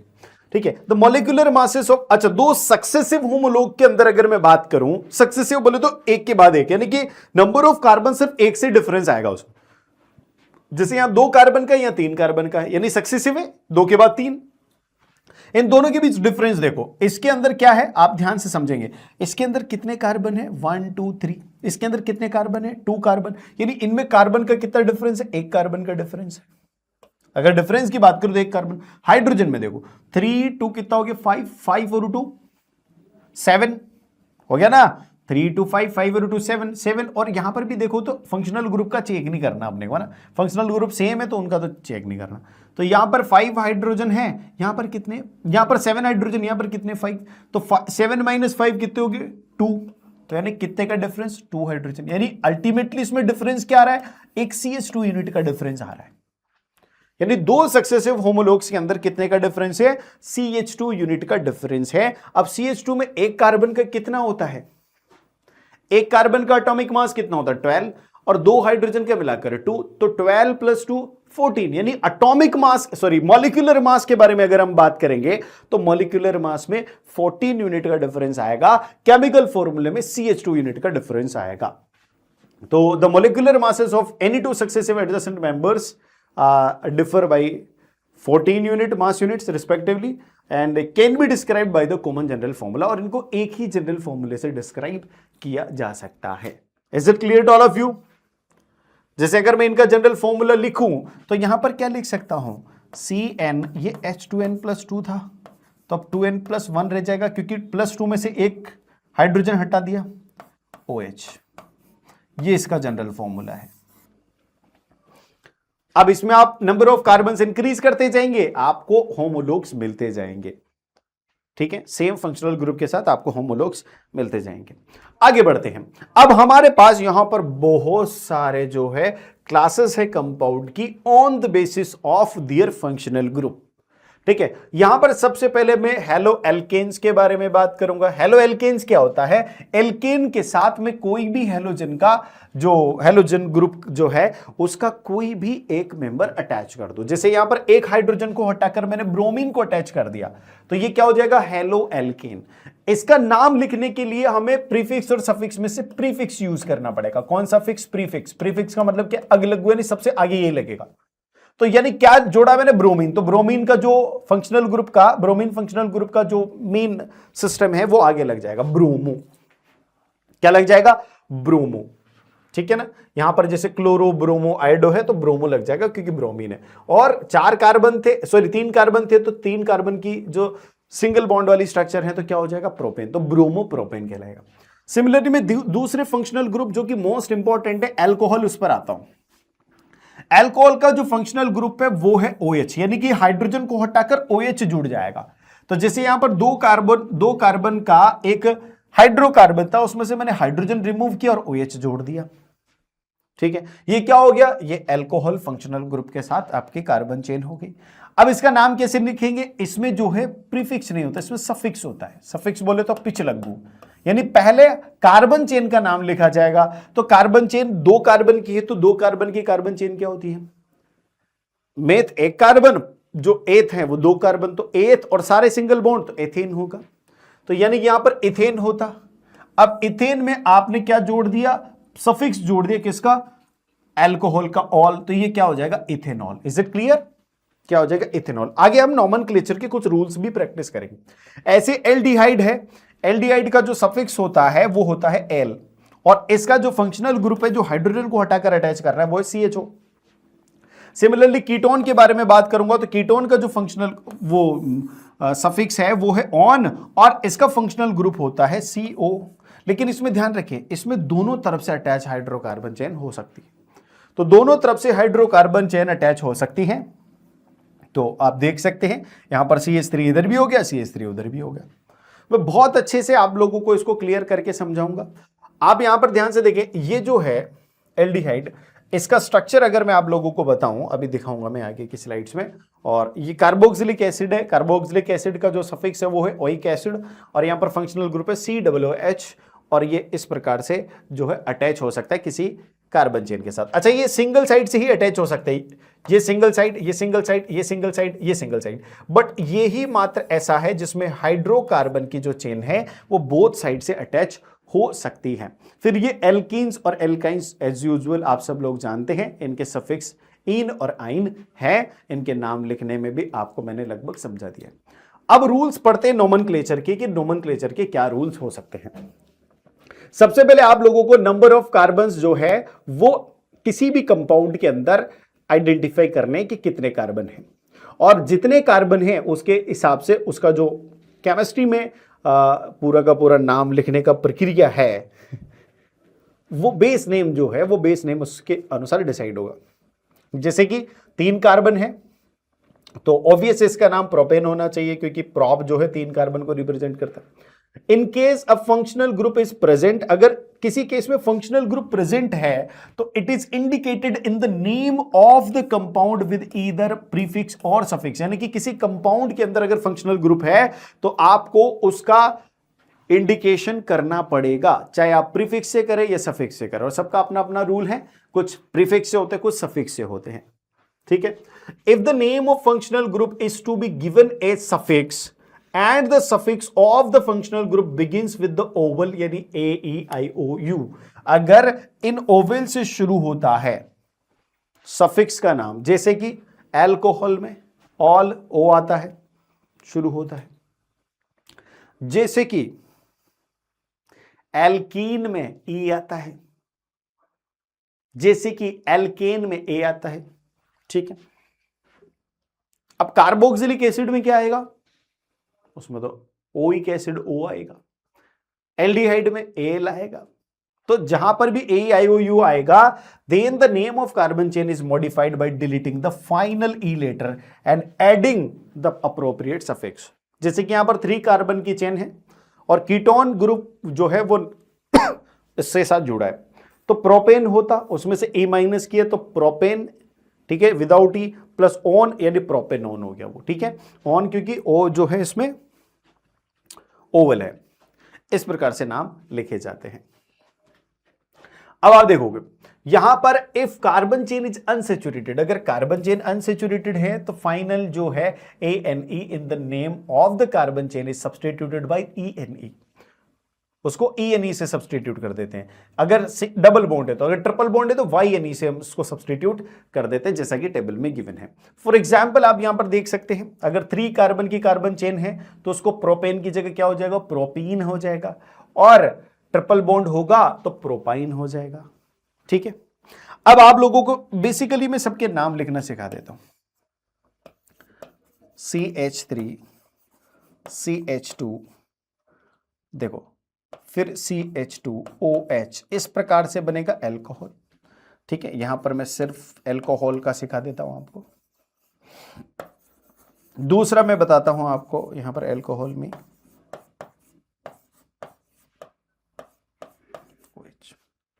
ये अल्कोहल की पार्टी।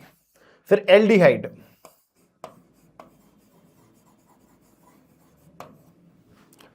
एल्डिहाइड में अगर हम बात करें CHO, क्या है, CHO। अच्छा, इसका जो रिप्रेजेंटेशन है वो CHO लिखते हैं, लेकिन ये ऐसा होता है, डबल बॉन्ड O और H, ये एक कंपाउंड हो गया। दूसरा कंपाउंड इसमें लिखूं मैं,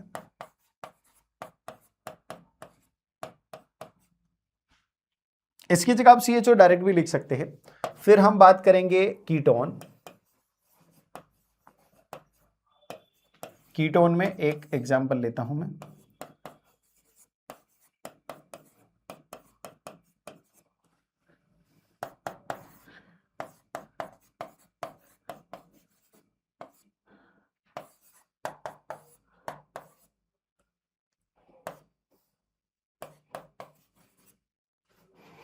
ये 2 नाम लिखेंगे। फिर इसके बाद कार्बोक्सिलिक एसिड। कार्बोक्सिलिक एसिड में देखो, इसका जो एक्सपेंशन है, वैसे तो इस फंक्शनल ग्रुप COOH होता है डायरेक्ट, पर इसका एक्सपेंशन होता है ऐसा।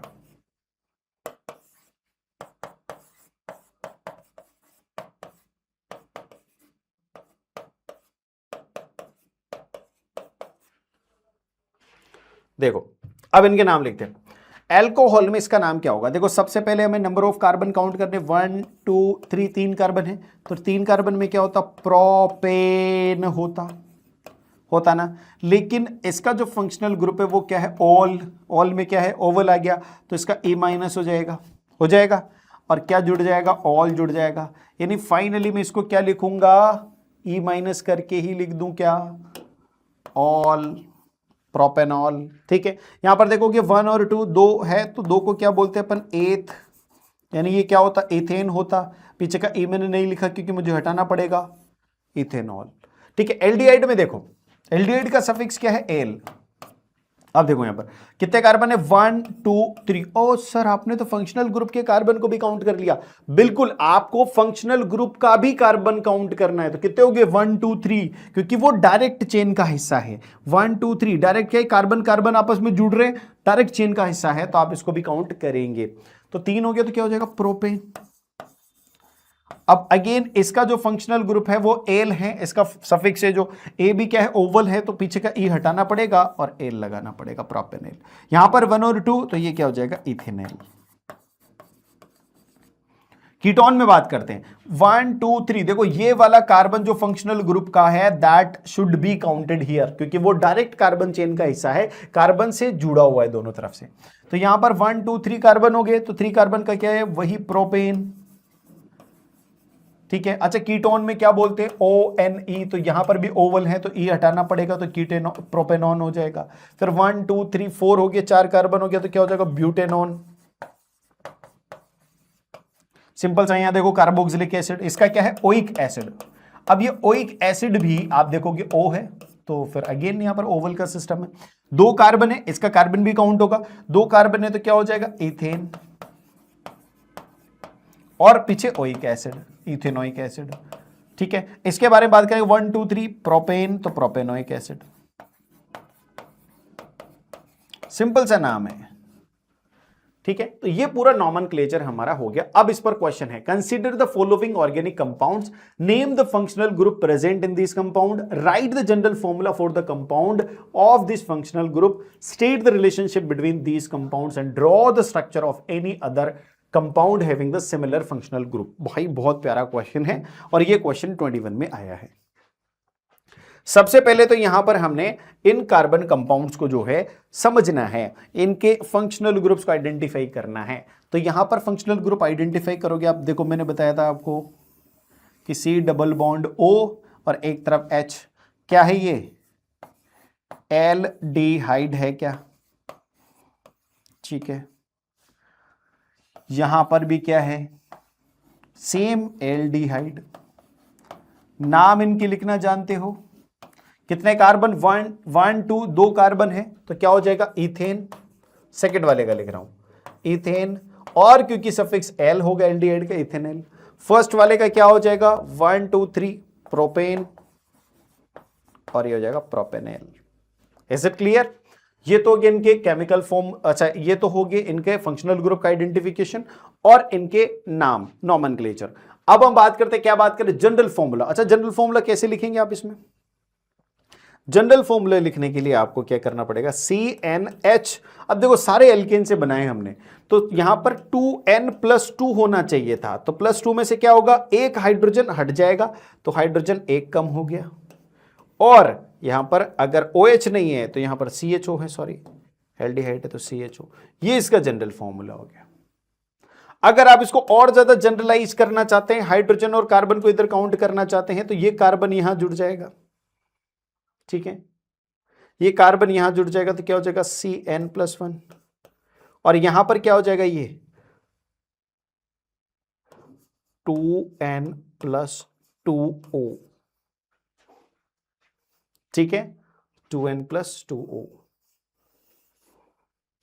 यहां पर नंबर ऑफ कार्बन को मैंने क्या ले लिया है n+1, ठीक है। जब मैं यहां पर n+1 लेता हूं तो यहां पर क्या हो जाता है 2n+, अच्छा यहां पर भी ऐसा लिखा जा सकता है कि n+1, 2 कॉमन ले लो n+1, ठीक है O, तो इसको फर्दर हम क्लासिफाई करके क्या कर दें, ये n+1 को K मान ले तो ये हो जाएगा CkH2KO।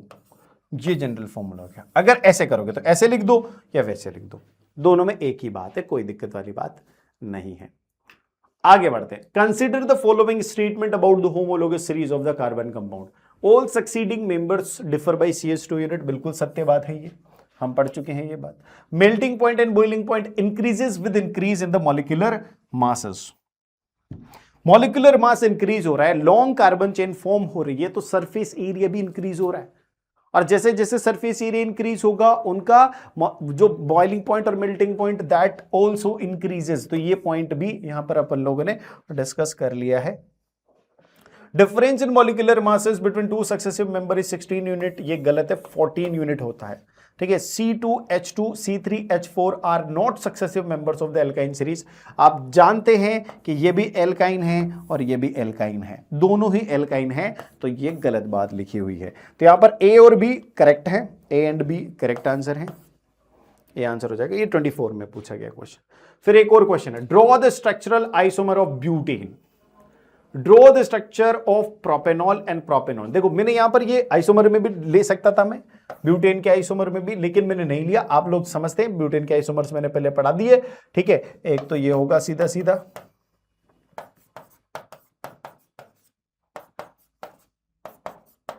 ठीक है, और इसका दूसरा आइसोमर हो जाएगा CH3 से, यहां पर भी CH3 और ये CH, ये हो जाएगा। तो ये दोनों आइसोमर हो जाएंगे किसके, ब्यूटेन के।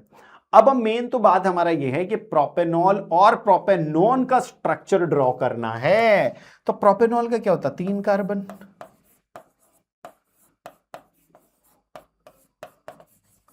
और ये, क्योंकि ये जो फंक्शनल ग्रुप है अल्कोहल, उसके अंदर तो कार्बन है ही नहीं, तो सारे कार्बन किसके होंगे, कार्बन चेन के। अब प्रोपेनॉन की अगर मैं बात करूं तो आप जानते हो प्रोपेनॉन में खुद में क्या है, कार्बन, मतलब जो ऑन होता है ये किसका है, कीटोन का।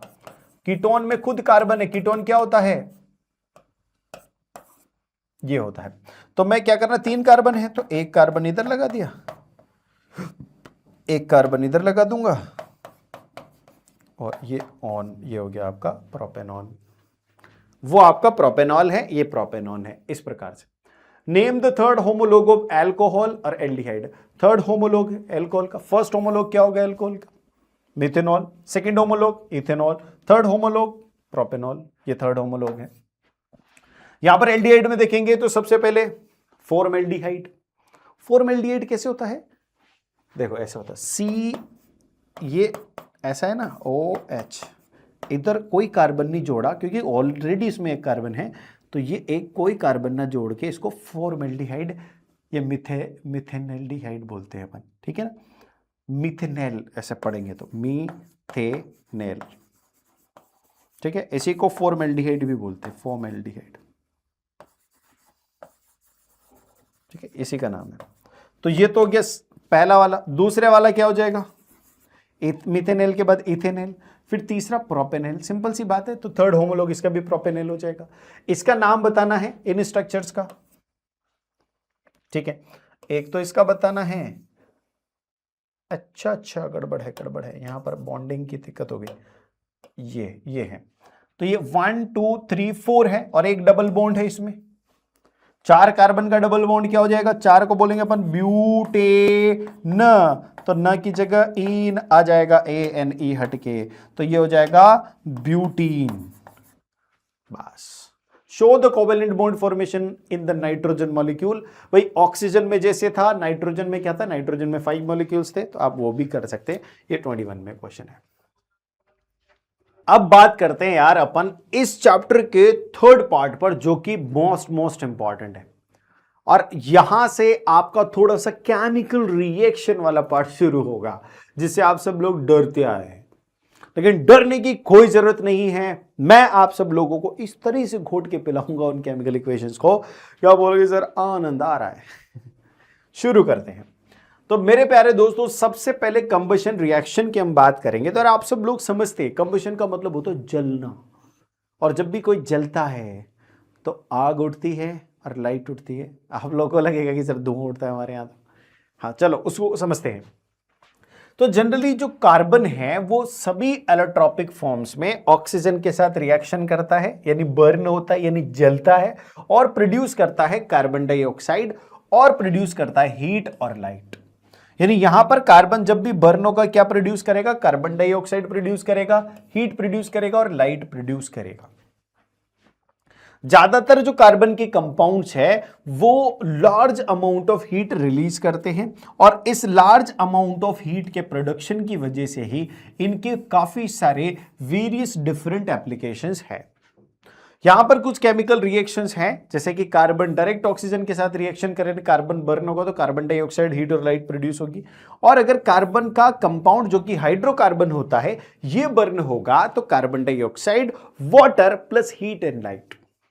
ऐसे इथेनॉल यानी alcoholic compound of the carbon burn होंगे तो वो भी कार्बन डाइऑक्साइड प्रोड्यूस करेंगे, वाटर प्रोड्यूस करेंगे, और साथ के साथ हीट और लाइट प्रोड्यूस करेंगे। यानी यहां पर बहुत सारा जो है हीट और लाइट प्रोड्यूस होता है, और इस वजह से इनको कंबशन रिएक्शन भी हम बोलते हैं। अब कुछ सैचुरेटेड जो हाइड्रोकार्बन हैं उनको आप बर्न करेंगे, प्रॉपर ऑक्सीजन यानी प्रॉपर एयर उनको सप्लाई करेंगे, तो क्या होगा, ये प्रोड्यूस करेंगे आपको क्लीन फ्लेम। क्या प्रोड्यूस करेंगे, क्लीन फ्लेम, जो कि ब्लू होती है। आप सब लोगों ने देखा होगा कि आपके घरों में जो एलपीजी गैस है वो जब जलता है तो ब्लू फ्लेम प्रोड्यूस होती है। इसका मतलब वो सैचुरेटेड हाइड्रोकार्बन है जो बर्न हो रहा है, और क्या प्रोड्यूस कर रहा है, क्लीन फ्लेम प्रोड्यूस कर रहा है। अगर उस फ्लेम में थोड़ा सा ब्लैक स्मोक और येलोनेश आने लगे तो आप समझेंगे कि यहां पर हमारे जो एयर के वेंट्स हैं वो प्रॉपर फंक्शन नहीं कर रहे हैं, यानी प्रॉपर एयर वहां पर नहीं पहुंच पा रही, यानी प्रॉपर बर्निंग नहीं हो रही है। अब अनसैचुरेटेड हाइड्रोकार्बन्स को आप बर्न करते हैं तो ये येलो फ्लेम प्रोड्यूस करते हैं, और साथ के साथ ब्लैक स्मोक प्रोड्यूस करते हैं। ये black smoke just because of unburned carbon residues है, यानी जो कार्बन नहीं जल पाया, कार्बन रेजिड्यू जो कार्बन नहीं जल पाया उसकी वजह से ये है। और ये जब आप लिमिटेड ऑक्सीजन में जब सैचुरेटेड हाइड्रोकार्बन्स को बर्न करेंगे तो भी ये प्रॉब्लम आपको देखने को मिलेंगी, यानी ये जो सूटी फ्लेम है ये तब भी प्रोड्यूस होगी। ठीक है, ये इसको हम इम्प्रॉपर कंबशन बोलते हैं, जब हम प्रॉपर अमाउंट ऑफ ऑक्सीजन की प्रेजेंस में ये रिएक्शन कराते हैं। फिर हम बात करें फ्यूल्स की, तो जनरली जो फ्यूल्स हमारे घरों में यूज होते हैं कोल और पेट्रोलियम, वो फ्यूल्स जो है वो कार्बन तो कंटेन करते हैं, हाइड्रोजन भी कंटेन करते हैं, लेकिन उनके साथ साथ उनमें सल्फर और नाइट्रोजन भी होता है, जो कि बहुत बड़ा कारण बनता है हमारे एटमॉस्फेयर के पॉल्यूशन का। कैसे बनता है? जब ये फ्यूल्स बर्न होते हैं तो इनमें प्रेजेंट कार्बन तो कार्बन डाइऑक्साइड फॉर्म करता है, हाइड्रोजन वाटर फॉर्म करता है, और ये जो सल्फर और नाइट्रोजन है ये सल्फर डाइऑक्साइड और नाइट्रोजन डाइऑक्साइड गैसेस फॉर्म करते हैं, साथ में हीट और लाइट लार्ज अमाउंट में रिलीज होती है। अब ये जो सल्फर डाइऑक्साइड और नाइट्रोजन डाइऑक्साइड है ये गैस के फॉर्म में रहेंगे, ऊपर रिसीड करके मॉइस्चर के साथ लो टेम्परेचर और लो प्रेशर पे जब ये रिएक्ट करते हैं तो वहां पर क्या होता है, लो टेम्परेचर लो प्रेशर पे जब ये रिएक्ट करेंगे मॉइस्चर के साथ तो ये एसिड फॉर्म कर लेते हैं, यानी ये sulphur dioxide sulphuric acid form कर लेता है, nitrogen dioxide nitric acid form कर लेता है, और ये मेजरली हमारी रेन के साथ प्रेसिपिटेट हो जाते हैं, यानी एसिड रेन, यानी रेन की एसिडिटी इंक्रीज करते हैं। और ये गैसेस जो है ये हमारे बॉडी के लिए भी, इनहेल करने के लिए भी बहुत ज्यादा अच्छी नहीं है, यानी ये मेजर पॉल्यूटेंट है। अब इस पर आया वो क्वेश्चन सॉल्व करते हैं। असर्शन आया कि carbon and its compound are major source of fuel, बिल्कुल सत्य बात है, कार्बन और उसके कंपाउंड जो है वही मेजर सोर्स है, तो ये करेक्ट है। फिर उसके बाद reason most of the carbon compounds on burning releases large amount of heat and light, बिल्कुल सही भाई। फ्यूल का मतलब क्या होता है, वो फ्यूल जो है एनर्जी दे, तो ये दोनों स्टेटमेंट एक दूसरे को सपोर्ट कर रहे हैं, तो यहां पर ए जो है करेक्ट आंसर हो जाएगा। 25 में ये क्वेश्चन है। फिर हम ऑक्सीडेशन की रिएक्शन, देखो ऑक्सीडेशन का मतलब आप लोग समझते हैं कि किसी के साथ ऑक्सीजन चिपक जाए, किसी के साथ ऑक्सीजन जुड़ जाए, तो ऑक्सीडेशन है। अब यहां पर कार्बन बर्न हो रहा है तो उसके साथ ऑक्सीजन जुड़ ही रही है, कार्बन डाइऑक्साइड वाटर के साथ हाइड्रोजन के साथ जुड़ रही है, वाटर फॉर्म हो रहा है। तो लेकिन यहां पर थोड़ी सी अलग प्रकार की एक स्पेशल ऑक्सीडेशन रिएक्शन है जो इंपॉर्टेंट है, जो एग्जाम में पूछी जाती है, और वो है इथेनॉल की। इथेनॉल को जब मैं एल्कलाइन KMnO4 यानी कि एल्कलाइन पोटेशियम परमैंगनेट के साथ मिलाकर हीट कर दूं तो यही इथेनॉल एसिटिक एसिड या इथेनोइक एसिड में कन्वर्ट हो जाता है और साथ में हाइड्रोजन गैस प्रोड्यूस करता है। अब ये किसकी वजह से हो रहा है ये इथेनॉल, ये अल्कलाइन KMnO4, इसकी जगह ये नहीं है तो हम ये भी यूज कर सकते हैं एसिडिफाइड K2Cr2O7 जिसको पोटेशियम डाइक्रोमेट बोलते हैं अपन, यानी एसिडिफाइड पोटेशियम डाइक्रोमेट या फिर alkaline KMnO4 and potassium permanganate अगर हम यूज करेंगे तो इथेनॉल एसिटिक एसिड में बदल जाएगा और हाइड्रोजन गैस रिलीज करेगा, यानी यहां पर इथेनॉल का ऑक्सीडेशन होगा किसकी वजह से, इसकी वजह से, तो ये क्या कहलाएगा, oxidising agent. Some substances that are capable of adding oxygen, यानी जो ऑक्सीजन चिपकाने में मजेदार होते हैं उनको हम क्या बोलते हैं, ऑक्सीडाइजिंग एजेंट बोलते हैं। और यहां पर अल्कलाइन पोटेशियम परमैंगनेट और acidified potassium dichromate oxidising agent का काम कर रहा है जो अल्कोहल को कार्बोक्सिलिक एसिड में ऑक्सीडाइज कर रहा है। अब इस क्वेश्चन को आंसर करो, name an alcohol and carboxylic acid having 2 carbon atoms in their structure. भाई 2 कार्बन का तो क्या हो जाएगा, इथेनॉल, 2 कार्बन का ही क्या हो जाएगा, CH3COOH कार्बोक्सिलिक एसिड। ठीक है, draw their structure and state how this alcohol can be converted into carboxylic acid. कैसे, वही हमें क्या करना है, अल्कलाइन KMnO4 या एसिडिफाइड K2Cr2O7 के साथ इसको हीट करना है, जो ऑक्सीडेशन की रिएक्शन हमने पढ़ी है वही लिखनी है यहां पर। ठीक है, what happens when these 2 compounds react in the presence of an acid, जब ये आपस में ये दोनों कंपाउंड इथेनॉल और इथेनोइक एसिड आपस में रिएक्ट कर जाएंगे तो क्या होगा, ये अपन आगे डिस्कस करने वाले हैं और उसकी रिएक्शन भी हमें लिखनी है, बैलेंस रिएक्शन अभी हम लिख देंगे। ठीक है, ये तो आप लिख सकते हो, अल्कलाइन KMnO4 या फिर एसिडिफाइड K2Cr2O7, ये आपका आंसर हो जाएगा। ठीक है, अब एडिशन रिएक्शन समझते हैं। एडिशन रिएक्शन में क्या होगा, जो अनसैचुरेटेड हाइड्रोकार्बन्स है ये हाइड्रोजन के साथ रिएक्शन करेंगे। अब ये ऐसे तो नहीं करेंगे, कैसे करेंगे, जब निकल और पैलेडियम प्रेजेंट होंगे, यानी आपने अनसैचुरेटेड हाइड्रोकार्बन में हाइड्रोजन गैस फ्लो करा दी और साथ के साथ इस रिएक्शन के अंदर आपने निकल और पैलेडियम डाल दिए। तो ये निकल और पैलेडियम यहां पर कैटलिस्ट का काम करते हैं और ये अनसैचुरेटेड हाइड्रोकार्बन को ऑक्सीजन के साथ रिएक्ट करा के सैचुरेट कर देते हैं। क्या देते हैं, ये सैचुरेटेड हाइड्रोकार्बन देते हैं। कैटलिस्ट जो है वो क्या होता है, कैटलिस्ट देखो ऐसा सब्सटेंस है जो रिएक्शन के अंदर हो जाए और रिएक्शन को स्टार्ट भी कर दे या रिएक्शन को स्टॉप कर दे या रिएक्शन की स्पीड बढ़ा दे या रिएक्शन की स्पीड कम कर दे, यानी ये सारे काम करता है कैटलिस्ट। लेकिन ये रिएक्शन में कोई कंपाउंड फॉर्म नहीं करेगा, यानी ये डायरेक्टली रिएक्शन में इन्वॉल्व नहीं होगा, ये कैटलिस्ट होते हैं। तो जैसे यहां पर अनसैचुरेटेड हाइड्रोकार्बन है, इसकी रिएक्शन हाइड्रोजन से होगी, पैलेडियम और निकल आप इसमें मिलाएंगे तो ये इथेन बना देगा, यानी ये इथीन से इथेन बना देगा। सिमिलरली इसका जो इस्तेमाल होता है, इसका जो यूज होता है जनरली वो हाइड्रोजनेशन की जो प्रोसेस है, यानी वेजिटेबल ऑयल्स को जो हाइड्रोजनाइज करते हैं उसके तौर पर किया जाता है, जो कि निकल कैटलिस्ट की प्रेजेंस में होता है। अब ये जो वेजिटेबल ऑयल्स हैं जनरली ये लॉन्ग अनसैचुरेटेड कार्बन्स होते हैं और जो अनसैचुरेटेड कार्बन्स होते हैं इनको सैचुरेट करते हैं किसके प्रेजेंस में, कैटलिस्ट निकल के प्रेजेंस में, जिसको हम बोलते हैं हाइड्रोजनेशन। आप यहां पर देख सकते हैं। अब आप थोड़ी थोड़ी बातें अगर याद रखें तो वेजिटेबल ऑयल जो है अनसैचुरेटेड होते हैं और जो एनिमल के फैट होते हैं वो सैचुरेटेड हाइड्रोकार्बन होते हैं। तो अनसैचुरेटेड हाइड्रोकार्बन्स हमारे लिए हेल्दी होते हैं और सैचुरेटेड हमारे लिए अनहेल्दी होते हैं। अब एक और रिएक्शन है substitution reaction, that is very very important. Substitution reaction में क्या होगा भाई, जो सैचुरेटेड हाइड्रोकार्बन है जनरली वो इनर्ट होते हैं, यानी वो रिएक्शन नहीं करते किसी के साथ क्योंकि वो ऑलरेडी सैचुरेट है। भाई अनसैचुरेटेड वाले को तो सैचुरेट होना है तो वो रिएक्शन करेंगे, ये तो ऑलरेडी सैचुरेट है।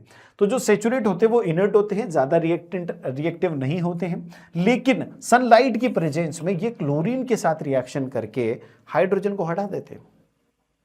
यानी सैचुरेटेड हाइड्रोकार्बन में क्या होगा, कार्बन और हाइड्रोजन, उसमें से एक हाइड्रोजन हटाई और क्लोरीन बैठ गई। जैसे आप यहां पर देख सकते हैं CH4 जो है यानी मीथेन है, इसमें से एक हाइड्रोजन कम हो जाएगा तो क्या हो जाएगा CH3 और एक Cl जुड़ जाएगा उसकी जगह तो CH3Cl, और एक जो हाइड्रोजन रिलीज हुआ है वो बची हुई क्लोरीन के साथ रिएक्ट करके क्या बना लेगा, HCl बना लेगा। और ये रिएक्शन बहुत फास्ट होती है। कैसी होती है ये रिएक्शन, बहुत फास्ट होती है, जो कि सनलाइट के प्रेजेंस में होती है, किसकी, सैचुरेटेड हाइड्रोकार्बन्स की। अब हम कुछ इंपॉर्टेंट कार्बन कंपाउंड्स हैं जैसे कि इथेनॉल है और इथेनोइक एसिड है, उनकी कुछ प्रॉपर्टीज पढ़ेंगे। तो प्रॉपर्टीज में सबसे पहले इथेनॉल लेते हैं, तो इथेनॉल का केमिकल फॉर्मूला आप लिखते हैं C2H5OH, इसको आप इस तरीके से भी लिख सकते हैं CH3CH2OH, ये भी इसका रिप्रेजेंट करने का एक तरीका है। इसकी प्रॉपर्टीज के बारे में बात करें तो ये लिक्विड होता है रूम टेम्परेचर पर और ये लगभग सभी अल्कोहलिक ड्रिंक्स होती हैं उनके अंदर पाया जाता है। तो आप लोग ध्यान से देखना, जितने भी अल्कोहलिक ड्रिंक्स होते हैं यानी अल्कोहलिक बेवरेजेस होते हैं उनके अंदर इथेनॉल ही मिलता है। यानी अल्कोहल के तो और भी, अल्कोहल तो एक होमोलोगस सीरीज है, उसके तो और भी मेंबर्स है जैसे मिथेनॉल, इथेनॉल, प्रोपेनॉल, ब्यूटेनॉल, लेकिन इथेनॉल ही मेजरली इनका कॉन्स्टिट्यूएंट होता है।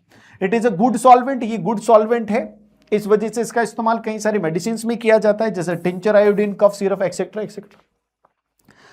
अब ये जो है ना बहुत ज्यादा ही सॉल्युबल है भाई वाटर के साथ, तो ये किसी भी प्रोपोर्शन में आप इसको डिसॉल्व कर सकते हैं, ये मना ही नहीं करता, बोले डाल दो वाटर 100 kg में 1 kg या वाटर 100 लीटर में 1 लीटर डाल दो, मैं 100 लीटर वाटर 1 लीटर डाल दो, कोई दिक्कत नहीं है, मैं डिसॉल्व हो जाऊंगा सभी प्रोपोर्शंस में। अल्कोहल, अभी ये वाला इंपॉर्टेंट पॉइंट है, ये आप लोगों को एग्जाम में अगर पूछा जाए तो मेंशन करना चाहिए, because nowadays alcohol is also used as an additive in the petrol. आप लोगों ने पेट्रोल गाड़ियों को देखा होगा, आपने पेट्रोल के लिए न्यूज भी देखी होगी कि आजकल E20 पेट्रोल आ रहा है। E20 बोले तो 20% उसके अंदर इथेनॉल है, 80% प्योर पेट्रोल है। ऐसा क्यों किया जा रहा है, ऐसा ब्लेंड क्यों किया जा रहा है, क्योंकि इथेनॉल एक क्लीनर फ्यूल है। इथेनॉल जब भी बर्न होता है तो कार्बन डाइऑक्साइड गैस प्रोड्यूस करता है, वाटर प्रोड्यूस करता है और हीट और एनर्जी प्रोड्यूस करता है। वो जो लफड़े थे ना सल्फर और नाइट्रोजन वाले, वो इथेनॉल के साथ नहीं है, तो ये पॉल्यूशन को कम कर देता है।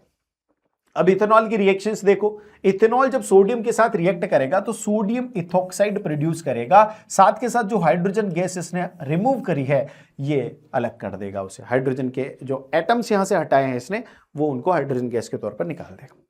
फिर अगर मैं कंसंट्रेटेड H2SO4 यानी कंसंट्रेटेड सल्फ्यूरिक एसिड के साथ रिएक्शन कराऊं किसकी, इथेनॉल की, तो ये इतना खतरनाक है कि भाई इसके अंदर से पानी निकाल देता है। ये क्या कर देता है, इसका पानी निकाल देता है। अब इसके अंदर से पानी निकलेगा तो अलग हो जाएगा वाटर, वाटर अलग होते इसका क्या हो जाएगा, डिहाइड्रेशन, यानी ये डिहाइड्रेटिंग एजेंट है और ये अल्कोहल से इथीन बना देता है, यानी इथेनॉल से इथीन बन जाता है। ये कौन सी रिएक्शन है, डिहाइड्रेशन रिएक्शन है और ये किसकी प्रेजेंस में होती है, concentrated H2SO4 and concentrated sulphuric acid के साथ गर्म करने पर। यहां पर क्वेश्चन आया हुआ है 11, 14, 16, 17, 21 में आया है और एक यही क्वेश्चन आया था 24 में भी। देखो क्या क्वेश्चन है, ethanol react with sodium, ethanol sodium के साथ रिएक्ट करता है और दो प्रोडक्ट फॉर्म करता है। कौन से प्रोडक्ट, अभी हमने जस्ट पढ़ा है, एक तो सोडियम इथॉक्साइड है, इथेनॉइड तो नहीं है, सोडियम इथॉक्साइड है और हाइड्रोजन है, तो ये आंसर हो जाएगा सी। आगे चले, a gas is evolved when ethanol react with sodium, sodium के साथ इथेनॉल रिएक्ट कर रहा है तो क्या इवॉल्व हो रहा है, गैस इवॉल्व हो रही है। कौन सी gas, hydrogen gas. Name the gas, gas का नाम लिख दो। Write the balanced chemical equation, भाई गैस का नाम लिख दो पहले तो, हाइड्रोजन गैस, और बैलेंस्ड केमिकल इक्वेशन लिख दो, ये लिख दी हमने इक्वेशन, ठीक है। क्या बनेगा, C2H5ONA, ठीक है, प्लस हाइड्रोजन गैस, तो भाई ये डबल हो जाएगा, ये डबल हो जाएगा, ये डबल हो जाएगा, ये रिएक्शन होगी बैलेंस्ड, ठीक है। अल्कोहल के और इफेक्ट्स देखो, अल्कोहल का कंजम्पशन लार्ज क्वांटिटी पर जो मेटाबॉलिक प्रोसेस होता है उसको स्लो कर देता है और सेंट्रल नर्वस सिस्टम को डिप्रेस कर देता है। अब ये सेंट्रल नर्वस सिस्टम डिप्रेस हो जाएगा, हमारी बॉडी का जो कंट्रोल है वो कमजोर हो जाएगा, तो इससे क्या होगा भाई, ऐसे जो इंडिविजुअल है जिसने कंज्यूम किया है वो कैसा फील करेगा, रिलैक्स तो फील करेगा, बट उसका सेंस ऑफ जजमेंट, उसका sense of control to our body खत्म हो जाएगा, यानी but does not realise that is sense of judgement, sense of timing and muscular coordination have been seriously impaired, ऐसा हो जाता है। मिथेनॉल जो है उसको अगर थोड़ा सा भी अमाउंट मिथेनॉल का कंज्यूम कर लिया जाए, वेरी लेस अमाउंट में भी अगर इसे कंज्यूम कर लिया जाए तो मिथेनॉल जो है वो डेथ कॉज कर सकता है, बिकॉज मिथेनॉल एक ऑक्सीडाइजिंग एजेंट है जो कि लीवर के अंदर जाते ही मिथेनॉल हो जाता है, जो फिर सेल्स के अंदर पहुंचकर सेल्स के अंदर जो कंपोनेंट्स होते हैं उनको कोएगुलेट करने की कोशिश करता है, उसका जो प्रोटोप्लाज्म है उसको कोएगुलेट करने की कोशिश करता है। मिथेनॉल जो है ये हमारी ऑप्टिक नर्व को भी अफेक्ट करता है और लोगों को ब्लाइंड भी कर सकता है। जनरली मिथेनॉल को डाई के साथ रखा जाता है जिसको डीनेचर्ड अल्कोहल बोलते हैं या डीनेचर्ड स्पिरिट बोलते हैं। क्यों? क्योंकि ये कंजम्पशन के लिए बहुत ज्यादा नुकसानदायक होता है, इसका ओरिजिनल कलर कलरलेस होता है, वाटर जैसा, तो कोई इसे गलती से कंज्यूम ना करे इसलिए इसको डाई के साथ रखा जाता है। फिर इथेनोइक एसिड की प्रॉपर्टीज पर आते हैं।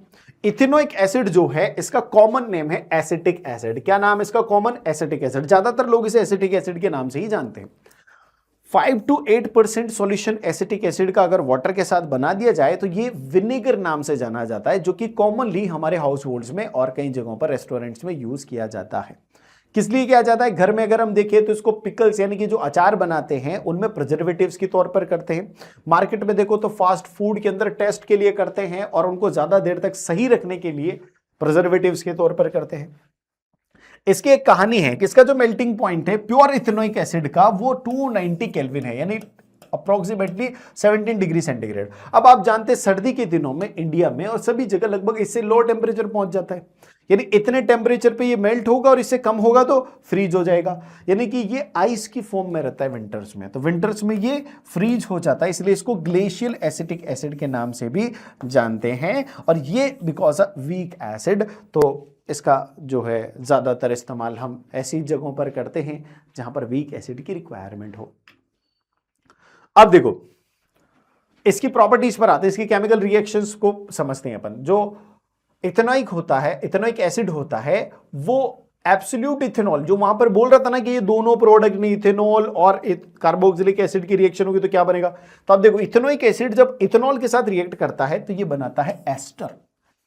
ठीक है, आप देखो यहां पर इथेनॉल इथेनोइक एसिड मिलकर जो कंपाउंड बना ये बन रहा है एस्टर, और ये एस्टर जो है ये एक स्वीट स्मेलिंग सब्सटेंस है, इसलिए इसका इस्तेमाल परफ्यूम्स में और फ्लेवरिंग एजेंट्स में किया जाता है।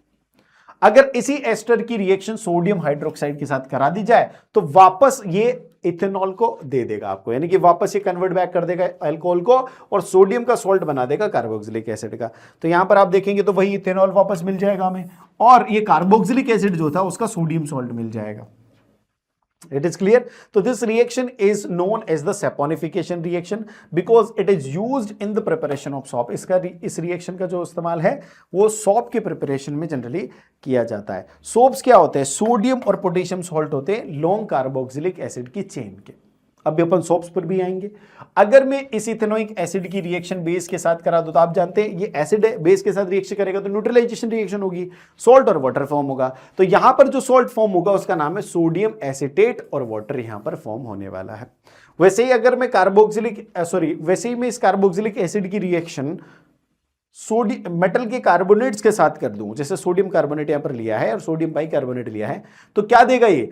वही जो एसिड मेटल कार्बोनेट के साथ देता था, क्या देता था? सॉल्ट देता था, वाटर देता था और कार्बन डाइऑक्साइड गैस। तो यहां पर कार्बन डाइऑक्साइड गैस जो है वो एडिशनली प्रोड्यूस होगी क्योंकि कार्बोनेट्स और बाइकार्बोनेट्स में हो रहा है। अब सोप्स पर आते हैं। सोप जो जनरली होते हैं ये वो मॉलिक्यूल होते हैं जो किससे बने हैं? सोडियम और फोस्फेट के सॉल्ट है जो किसके साथ प्रोड्यूस हुए? कार्बोक्सिलिक एसिड के साथ। यानी सोडियम हाइड्रोक्साइड को कार्बोक्सिलिक एसिड के साथ रिएक्शन कराएंगे तो एक सॉल्ट प्रोड्यूस होगा, वो सॉल्ट कहलाएगा सोप। क्या कहलाएगा? वो सॉल्ट सोप कहलाएगा। ठीक है, अब आप देखो इस सॉल्ट की नेचर कैसी होगी? कार्बोक्सिलिक एसिड और मेटल हाइड्रोक्साइड की रिएक्शन में देखेंगे तो कार्बोक्सिलिक एसिड वीक है और सोडियम हाइड्रोक्साइड जो है वो स्ट्रॉन्ग बेस है। अब स्ट्रॉन्ग बेस होने की वजह से जो नेचर होगी सॉल्ट की वो बेसिक सॉल्ट होगा। आप लोगों ने सुना होगा ना, acid base and salt chapter की वीडियो आपने देखी अगर तो उसमें सुना होगा कि सोप जो है बेसिक नेचर के होते हैं। तो बेसिक नेचर के इसीलिए होते हैं क्योंकि ये वीक एसिड और स्ट्रॉन्ग बेस से बनते हैं। इसके स्ट्रक्चर पर अगर आप जाएंगे तो ये जो सोप्स होते हैं ये एक लॉन्ग कार्बन चेन होते हैं जैसे ऐसे, और ये कार्बन के साथ फंक्शनल ग्रुप। अब फंक्शनल ग्रुप का ये आयनिक होगा क्योंकि इस पर नेगेटिव आयन, और यहां पर सोडियम जो जुड़ा है इस साल्ट में वो पॉजिटिव आयन। यानी ये वाला जो हेड है ये कैसा हो जाएगा? आयनिक हेड। इसी में आयन है मेनली, तो ये आयनिक हेड है, इसको हम बोलेंगे हेड। और हेड जो है ये हाइड्रोफिलिक होता है। कैसा होता है दोस्तों? हाइड्रोफिलिक। हाइड्रोफिलिक का मतलब होगा कि ये वाटर लविंग है। ठीक है, यानी ये वाटर के साथ रहेगा। और ये हाइड्रोफोबिक है। ये क्या है? फोबिक। फोबिक होने की वजह से वाटर हेटिंग है, तो ये ऑयल के साथ और डर्ट के साथ रहेगा। तो इस प्रकार यहां पर जब क्लींजिंग होती है तो ये वाली जो टेल है वो तो डर्ट के साथ अलाइन हो जाती है, और ये जो आयनिक हेड है ये वाटर के साथ अलाइन हो जाता है, और इस प्रकार से ये क्लींजिंग का पूरा प्रोसेस करते हैं। ठीक है, अब यहां पर देखो कभी कभार क्या होता है, वाटर हार्ड होता है। हार्ड वाटर का मतलब है कि उस वाटर के अंदर मैग्नीशियम और कैल्शियम के सॉल्ट ऑलरेडी प्रेजेंट है। तो जब इनके साथ सोप जो है वो रिएक्शन करता है तो ये एक इनसॉल्युबल स्कम फॉर्म करता है, यानी एक चिकना सा सब्सटेंस बनाता है जो फिर फर्दर आपको क्लीनिंग करने में रोकता है। तो ऐसे में ये प्रॉब्लम जो है ये डिटर्जेंट नामक एक डिफरेंट क्लास ऑफ कंपाउंड से रिजॉल्व की जाती है। तो डिटर्जेंट क्या होते हैं? डिटर्जेंट जनरली ये भी सोडियम सोल्ट हैं, लेकिन ये किसके हैं? सल्फोनिक एसिड्स के। ये कार्बोक्सिलिक एसिड के नहीं है, सल्फोनिक एसिड्स के हैं। तो sodium salt of sulphonic acid जो होंगे ये क्या करेंगे? ये बेटर क्लींजिंग प्रॉपर्टीज रखते हैं सोप के कंपैरिजन में। तो ये वाटर की हार्डनेस को रिमूव कर देंगे और अच्छे से क्लीन कर देंगे। ठीक है, इसके अलावा और भी होते हैं जैसे कि अमोनियम सोल्ट होंगे, किसके? क्लोराइड्स और ब्रोमाइड आयन के अमोनियम सोल्ट हो जाएंगे। ये सब जो है अच्छी बेटर क्लींजिंग प्रॉपर्टीज रखते हैं, इसीलिए इनका इस्तेमाल जो है शैम्पू बनाने में और क्लोथ क्लीनर्स के रूप में किया जाता है। ये एक क्वेश्चन है जो एग्जाम में है, व्हाट आर द सोप्स। आपको यहां पर सोप की डेफिनेशन लिखनी है कि सोप क्या है। आपको सोप का स्ट्रक्चर बनाना है, ये मॉलिक्यूलर स्ट्रक्चर, जिसमें आप इस प्रकार से ये आयनिक हेड बना देंगे जो कि हाइड्रोफिलिक होगा और ये हाइड्रोफोबिक। ठीक है, और soaps are not considered suitable for the washing clothes. ये पूरी की पूरी बात वो है जो अभी जस्ट हमने पढ़ी है। तो this is all about the chapter. मिलते हैं अपन अगले चैप्टर में, तब तक के लिए बाय बाय दोस्तों।